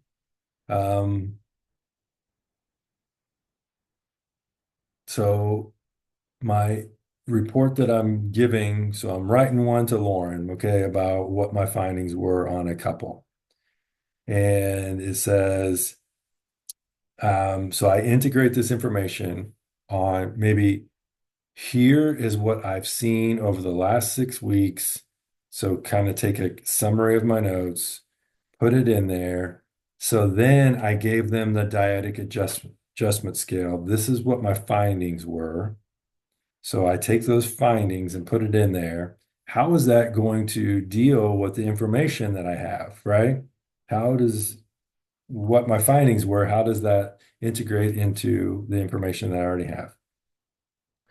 How am I going to deliver a coherent picture of the client to somebody? So, am I giving them the best picture? Okay, here are my notes from the past. Here's the assessment that I just did. How does that integrate, or how does it tell the story? How does it tell the perfect story holistically of what my finding is? Okay, and so answer the referral question. Oh, that was it. Okay, So that was the last on that. Is anybody any questions on any of this? What are your thoughts so far of what you've heard today? And maybe even take into consideration the dyadic adjustment scale that we just went through.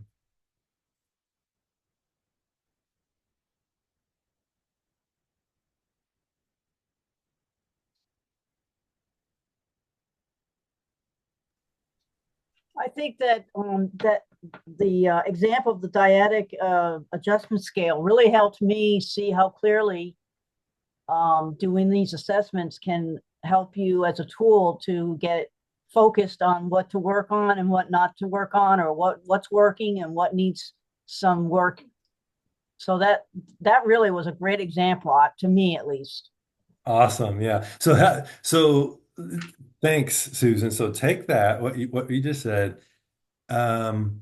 What let's go back a little bit. So you start this class, and so what are your perceptions of I'm open to this, everybody, not just Susan. I'm open to this, everybody. So think about your perception of what assessments was before you started, even you cracked the book open or anything. I have a strong bias against them, and I know that. I've had so many negative experiences with them in my family that Yeah. I can literally say I detest them. Okay. And so it was helpful. I could see the benefit of it, but I mean, I'm still guarded. Yeah, thank you for saying that. We had a situation where our oldest daughter was tested for academic struggles. And the gist of it is they came back in the room and they said, if you can prepare her to work at McDonald's, you parented her well. Her IQ is too low and her educational deficiencies are so severe that, flipping burgers, running the register is going to be a very good accomplishment for her. I didn't let her know those results. Yeah. Mhm. And she has her master's in special education now. Mhm. But I have such a bias against them for several reasons. That's just one of them that I struggle. So I have to see the benefit. Good. Thank you for that. Can I ask a couple questions? Okay, let me think like so the first question. Do you think, and you don't have to answer these, but do you think is it the people that administer them, or was it the questions on the assessments and stuff like that? To me, I believe it was the results of the assessment. I don't believe that due to her learning differences, I don't believe that an IQ test can accurately score her IQ. She doesn't see things with a perception. Her visual perception at that point was so off. I don't think she could do that. They said she had a 71 IQ. I don't think she could have gone through high school, college, and grad school and graduated grad school with a 3.78 if her IQ was 71. Right. Yeah. Yeah. So, I mean, I just have a strong bias. She's had 2 or 3 IQ tests that put her IQ in the low 70s, but her performance, while she works hard for it, is much above what someone with that IQ range could accomplish. Sure. Yeah. Let me ask you, so based upon that, how could the people who administered it or the system or whatever that you're struggling with, how could they have done things differently? Well, I mean, obviously, I don't think that presenting it along the lines of the best your kid is ever going to do is work at McDonald's Right. was the most effective way to present the test findings. But I mean, because we took her in for testing, concerned about her academic struggles. So, I mean, we were aware that there was something going on. But so much weight was then placed on those tests that doors were closed because her test scores. Mm, And I mean, I don't see her as representative of what her scores presented. that's good. I mean, and I don't, I'm no expert on this, but I know enough about IQ to know that 71 doesn't roll over into graduating college with honors Mm, or grad school with honors. I have a question, Cindy. Is this your daughter that you adopted? No, this is my biological daughter. Okay. Yeah. I don't know. Sometimes people do even not even just with IQ test, but even just in general, if you have a special needs child, they automatically give you the worst case scenario, and they never give you the kind of the hope that it could be more than what they Mm-hmm. speculate on. And so even like I remember just having a special needs child, and they said, "Oh, he's never going to walk. He's never going to do this. He's never going to do that." Well, he proved them wrong. Right. So, so you just can't. I think you should never go in with this. This is what it is, and that's it. Right. You're leaving people hopeless. If they were to just take your word for it, then I don't need to give her anything. I don't need to give him anything so that he can succeed or be better than what they said. So I don't think you ever should go in with this is what it is and that's it. I mean, I do think that some people don't test well. Exactly. The same daughter was teaching in a special ed classroom while she was working to get her certification. COVID, made things weird. So she was in the classroom while this happened. She had to take the test 4 times to pass it, but she's in the classroom getting good evaluations, doing what the test says she can't do. I mean, she eventually passed it, but it was she doesn't test well. Mhm. So I mean, I don't know. I do like what you just presented, Mhm. because it's not as rigid. I mean, it gives some place for individual opinion and not just hardcore, this is this. And so that'd be a good thing for, when you guys are doing your research for whatever you're going to talk about is how how is it administered and, what are what are the results we're looking for? Because one thing is like the dyadic adjustment scale gives you ways of asking questions about each specific thing, and it could be different for each person instead of being, like you said, rigid. Right. So that's one thing. Another thing is, and kind of what I was going for a little bit on the counseling aspect of it. If you guys say you're using the dyadic adjustment scale for couples, and you only do maybe you see 3, 4 couples a month that you're going to use this with. So you're not using it like every day, 100 times a day, okay, to assess. And the reason why I say that is you're probably going to have a lot more empathy and things like that because you're only given it so many times. And you got the people right in front of you, and you're going to be able to investigate things.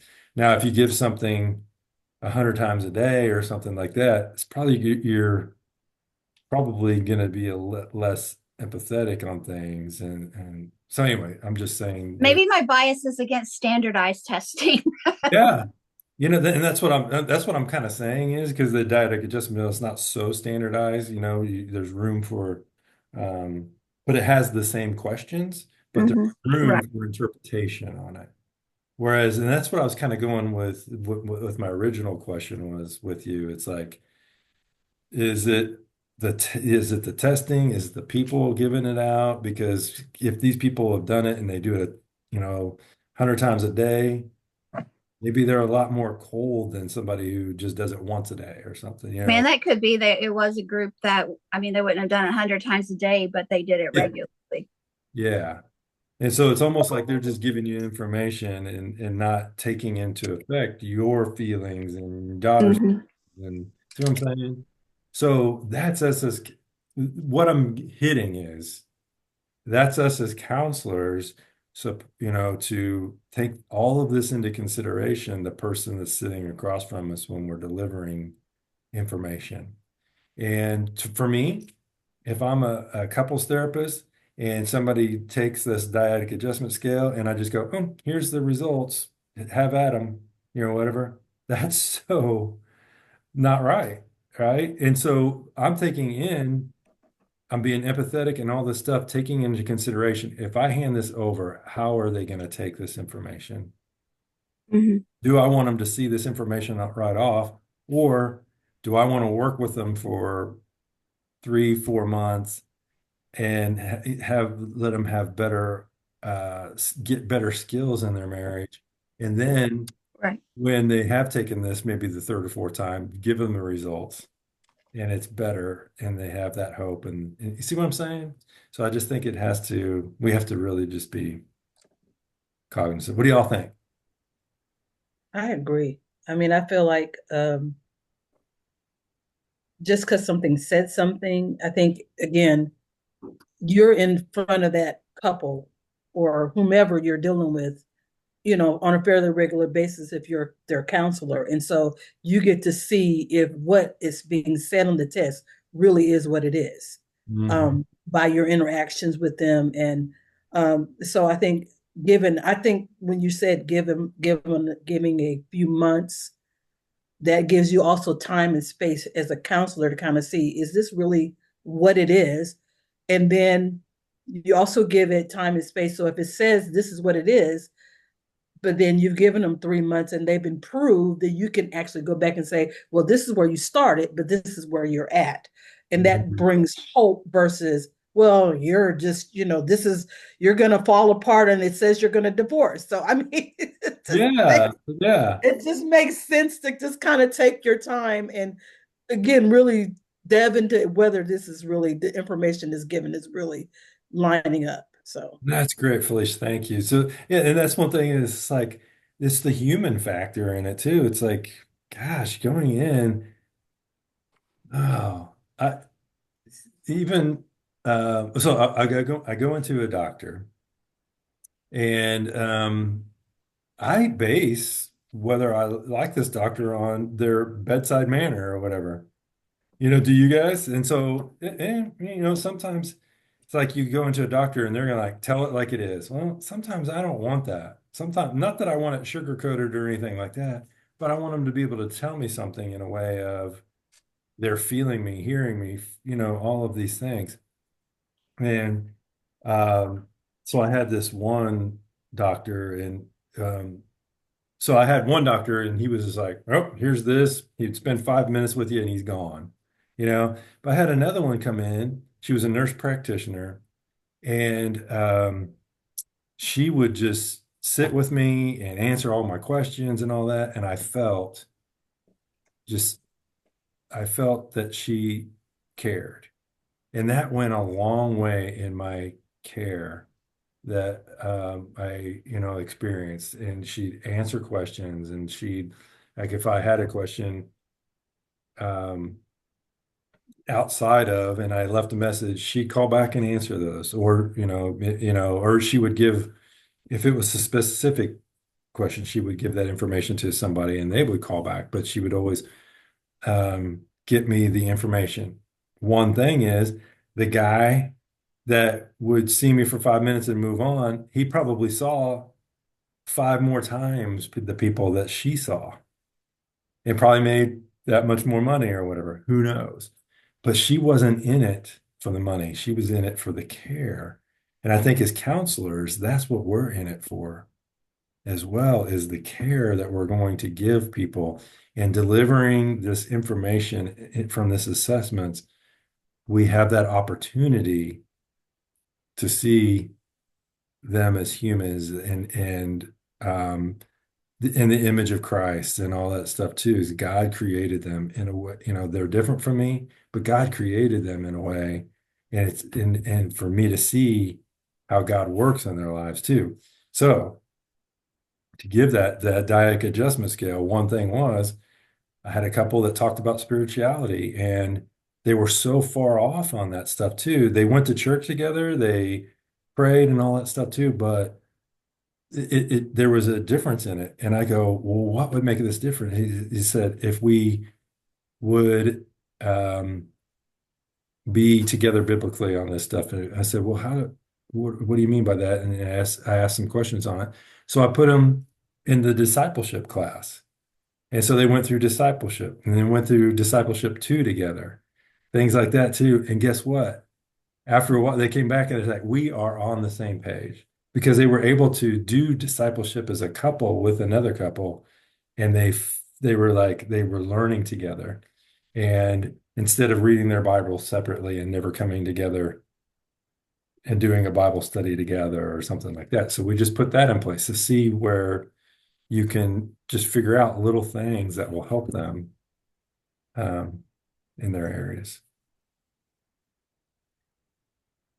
What other thoughts do you have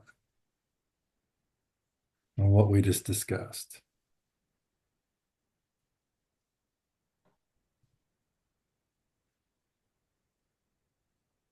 Let me ask you this.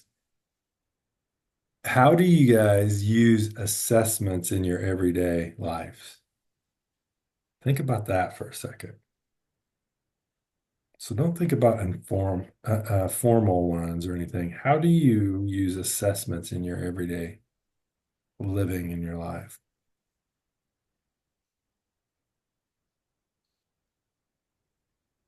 If I'm triggered by something, I ask myself, why did that trigger me? And how can I settle my breathing or whatever needs to happen to get out of that moment so that then I don't react inappropriately. So that's a quick assessment in myself. Yes. Yeah. And so that you can take that and what do you do with that information, Sydney? Well, whatever, like, oh, I need to breathe deep 5 times or whatever, then I do whatever my quick assessment said is the tool I need to regroup. Yeah. But it's on where you've done it before and you go, oh, well, this is it. So you've taken that and it's helped many, many, many other people. And then you use it and it's helped me in certain situations. So like now that I'm in this situation, I can use this and it's going to help me. But it's a very quick assessment. I mean, it Yeah. happens just in seconds. Yeah. Absolutely. Who else?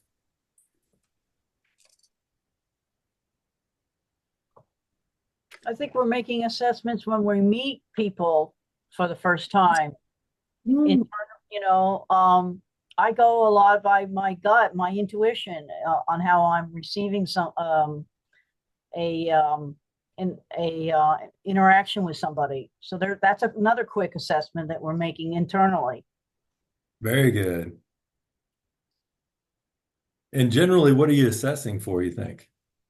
I think trust. See, are they being real with me? I mean, that's just me personally. Absolutely. Genuineness, authenticity. Yeah, absolutely. So it kind of takes us back to helping skills class, right? So those are all things that we need, right, to display and have and all that stuff too. So, and Susan was just kind of just saying it right there. That's what I look for in somebody. So that's what people are going to look for in you as a counselor. Wow. Thank you for bringing that up. That's good. Thank you. Lauren, you were going to say something. Yeah, I was just going to bring up, and I know Susan can attest to this with us leading in regeneration at Abundant Life, but yeah, just like learning through the 12-step programs of us taking daily inventory of just different categories. So that's pretty similar to what Cindy was saying, just like evaluating, is there anything that's making me fearful or anxious today? How did I respond when someone said this? And just kind of like going through the process. But then, yeah, taking the next steps of, okay, well, maybe I lashed out at somebody, so I need to ask for forgiveness and apologize and just like go through those different steps. But of course, that is over a long process, but once you have those tools, then it's something that like we should be doing on a daily basis. So yeah, that's something that I try to keep in mind in my personal life after I've gone through that. That's awesome. Yeah. The inventory and regeneration is a great assessing tool. How do you all use that?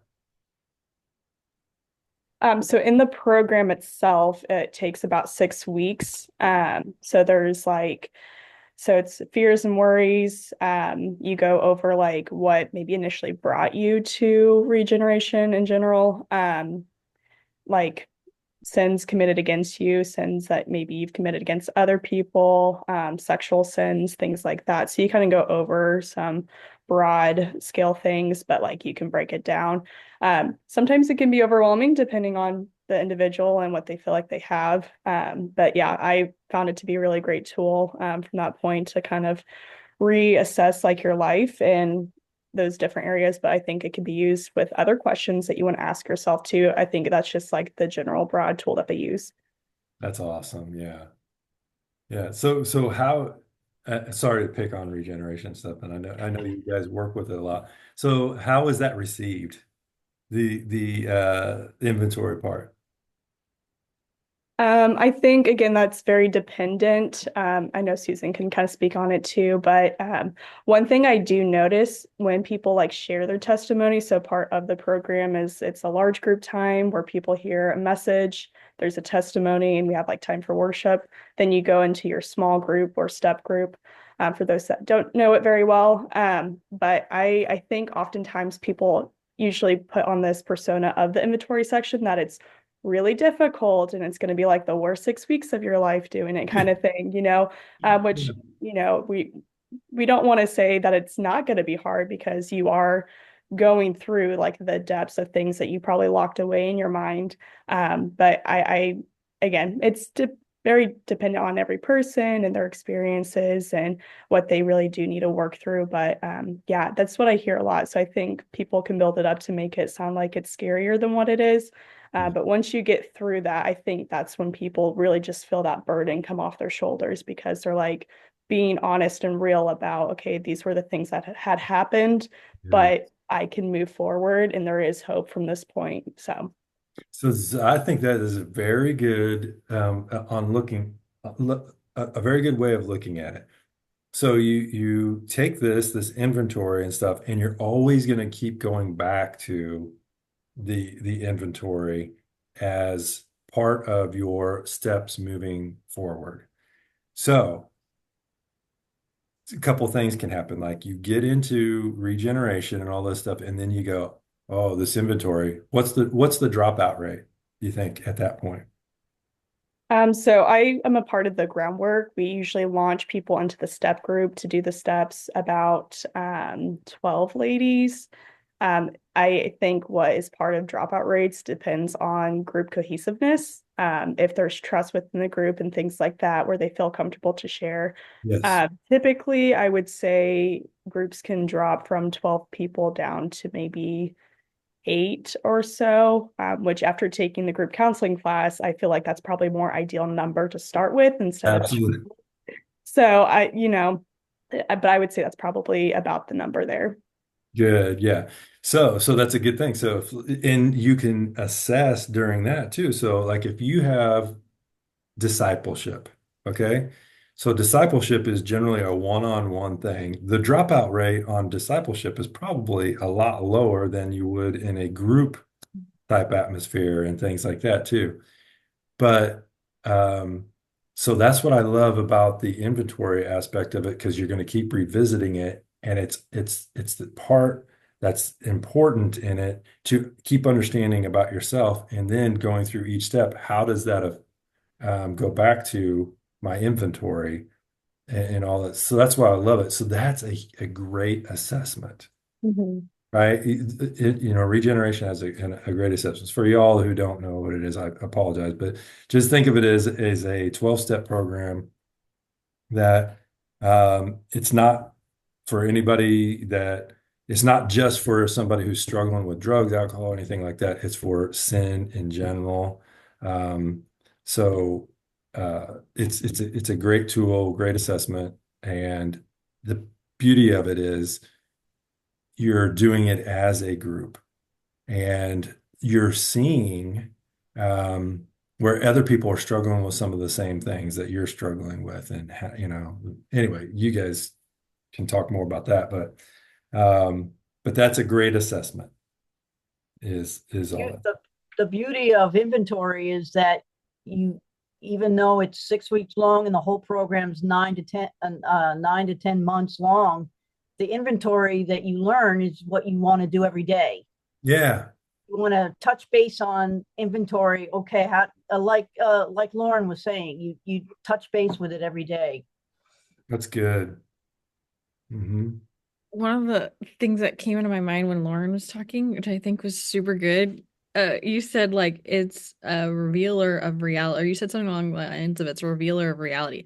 I feel like inventory, yes, it's technically like assessing like all of the different pieces that you need in order to look at, the next following steps. But I feel like it's more so like an assessment of your awareness of the reality of the scope of your life almost. Because it's like assessing whether or not you're even aware of the sins that you've committed or the sins that committed against you or the addictions or the anxiety, sense of anxiety that you're experiencing or whatever. Like, right? Like it forces you to look at reality.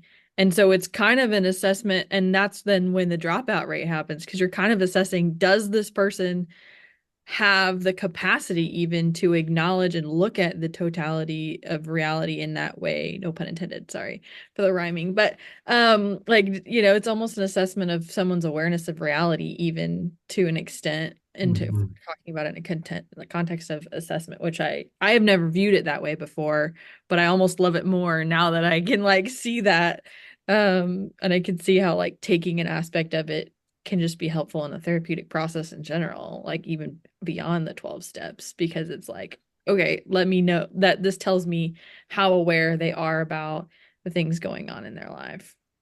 Yeah, it's really interesting because when people come in, it is the start of the process where they are very unaware. Typically, they focus on who is the perpetrator in their story, the oppressor, and they don't really recognize. And so our goal is to help them.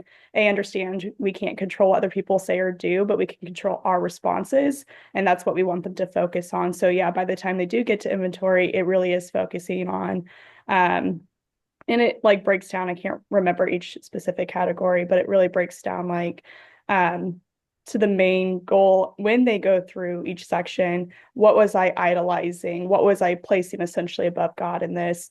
And kind of like taking us away from the main focuses and things. And so for a lot of people, when they do go through the program, it essentially inventory is just a buildup of everything in those specific categories. But once they get past that, then it's the idea to do daily inventory so we don't let those things build up again. But like, okay, I failed in responding. How do I immediately go ahead and ask for forgiveness, reconcile with this person, things like that, rather than kind of going to our unhealthy coping mechanisms as we would. That's really good. And you came to that because how? You assessed something, right? Isn't it funny? So you're using that in every day, and then this curriculum that you got that takes what you said 9 to 10 months months to a year, right? Yeah. And so you're going through it and you're living this experience, but you assessed something in your life that made you know that you needed something. So remember the stages of change that we talked about in helping skills. So the stages of change, pre-contemplation, contemplation, and so on. So and then you're doing the work. So regeneration is a great example of pre-contemplation, contemplation, all of that stuff too, and putting something in place that's going to help. Thanks for that. That's good. Anybody else have thoughts? What do you guys use as an assessment daily or one time that you've used that has helped you? I would say the word of God. I mean, that's a practical one. Absolutely. Absolutely. Like we look at our lives and we compare them and what God commands and look at, okay, how am I measuring up here? Or where do I need to yield to the Holy Spirit more so that I can, change in that area. So I think the Word of God is definitely a practical assessment for a Christian. It is the assessment. Yeah. Absolutely. And I think I put something in there that has kind of like assessing how assessing is through the Bible. I think it's in there. In either one of the files, or I put it in one of the modules. I'll look it up in our break too. But that's a good one. Yeah, absolutely. I think one of the things I feel like I'm constantly assessing myself. Like I'm constantly going, and of course, as a perfectionist with a compulsive core belief, like I am constantly trying to determine whether or not the thing that I just did was as good, better, or worse than the thing that I did previously. Right. And so like I'm constantly trying to do that, but then the standard of measurement, I guess, is the faulty piece, right? Is the like belief that anybody can be perfect, and that's not true. Um so then I wonder, and it makes me think about like then assessing the client's form of assessing themselves, Yeah. like how to like conceptualize that and communicate it to them. Oh, that's good. Yeah. Yeah. Daily. Can we over assess? What do you think? Yeah, for sure. Can we over assess some things? Absolutely. Um, yeah. I'm just kind of thinking through, um,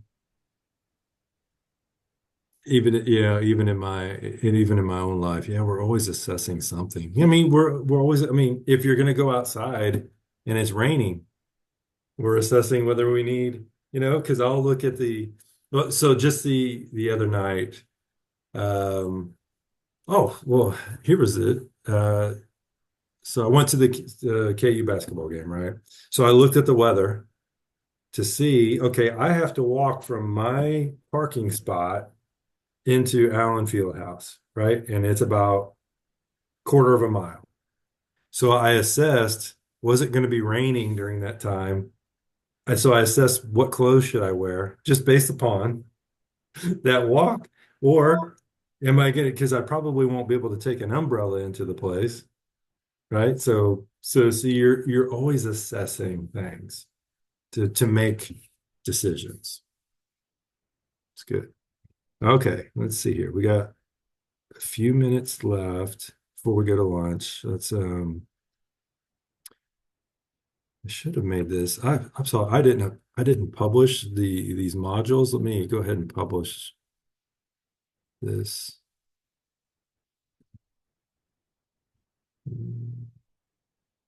Says it's going to take a little bit. Um,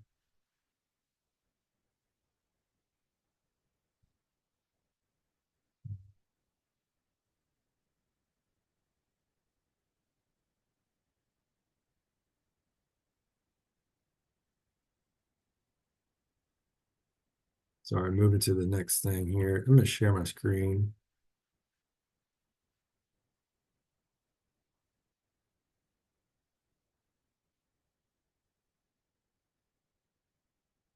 Okay, so it's thinking here. Let me go back. Modules.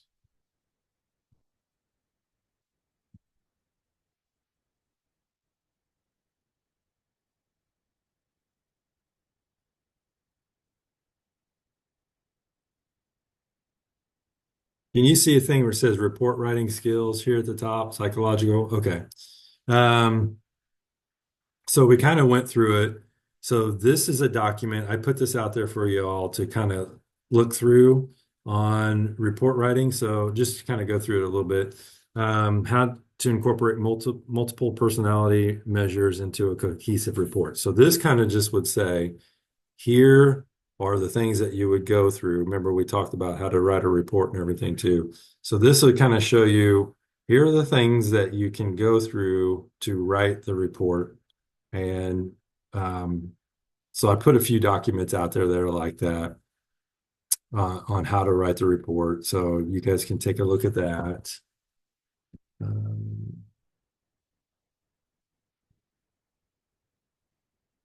So, okay. And here's one thing I may have you guys take because we think, because we know that self-care is an important aspect of counseling. So let me go to the self-care. So this is an assessment that, we may do this a little later, but it's an assessment to say, what kind of activities can I put into place? What do I need to do to help me in my self-care? Where am I falling down in it, right? So self-care activities are the things you do to maintain good health and improve well-being. You'll find that many of these activities are things you already do as part of your normal routine. So this will be something that you can give your clients that are struggling with areas in their life where it's like, I have no me time, I don't do these things, or I'm in this relationship and it's all about them, or things like that. How do I take care of myself, right? So in this assessment, you'll think about how frequently or how well you're performing different self-care activities. The goal of this assessment is to help you learn about your self-care needs by spotting patterns and recognizing areas of your life that need more attention. There are no right or wrong answers, of course. It's all based upon, subjective things that you are going through, right? There may be activities that you have no interest in, or other activities that may not be included. This is not a list, comprehensive list, but serves as a starting point to thinking about your self-care. So 1, 2, 3, I do this poorly. I do this rarely or not at all. 2, I do this okay. 3, I do this well. And star is, I would like to improve in this area, or I would like to do this more frequently. So this is an assessment. I got this off of Therapist Aid. That's a great place to go, therapistaid.com, if you want to look through a lot of different assessments out there. And a lot of counselors use that. Okay, so the first one, 1, 2, 3 or star, eating healthy foods. How would you score that one, right? How would I score eating healthy foods? How about take care of personal hygiene? How often do I exercise? Wear clothes that help me feel good about myself. Eat on a regular basis. So going back up to the wear clothes that help me feel good about myself, it's like, I remember I went on a diet and all that stuff too, and I would wear clothes, and then there was some that would be tighter, and then as I was, going on a diet, then they became loose. Actually, I'm wearing one. I kind of lost 10 pounds not too long ago, and I'm wearing this thing, and I can see the difference in the way it fits. So maybe you're wearing, I'm wearing this clothes, and I was like, oh gosh, now I can go out and maybe buy something that's a little different or something like that. So that makes you feel good about things. Participate in fun activities. Am I going walking? Am I swimming, dancing? So Susan can, understands that, how, with the dance studio and all that stuff too. How often do people participate in that? Is that part of their routine? How about getting enough sleep? Go to preventative medical appointments. Am I taking care of myself in those ways? Am I resting when I'm sick, or do I just push through, overall physical care? Then it goes down to the next part of the assessment is, what's my psychological? Am I taking care of myself in emotional ways, right? Take time off from work, school, and other obligations. Do I participate in hobbies? How often do I get away from distractions, right? Do I put the phone down, so I come home and put the phone down at 7 and don't look at it again till the next morning, or I just have it on where I just get emergency stuff, whatever.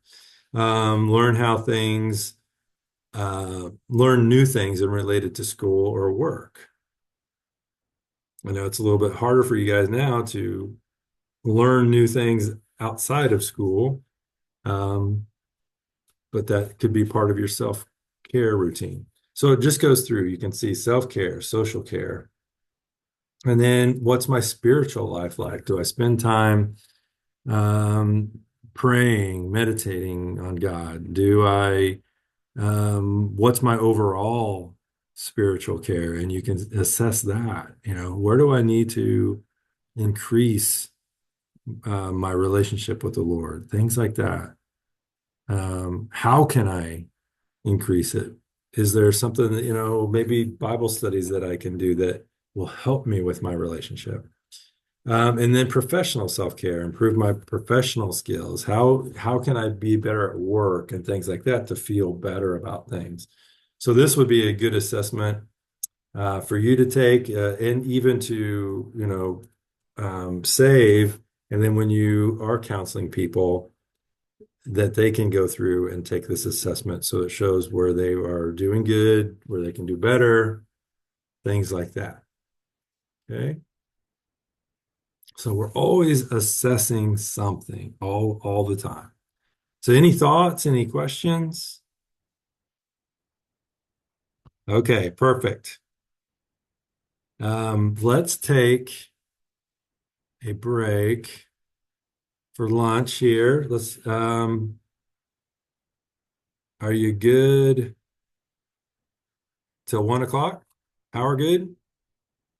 All right. Do some self-care during that time. And I'm going to assess you when you get back. All right. See you at 1 o'clock.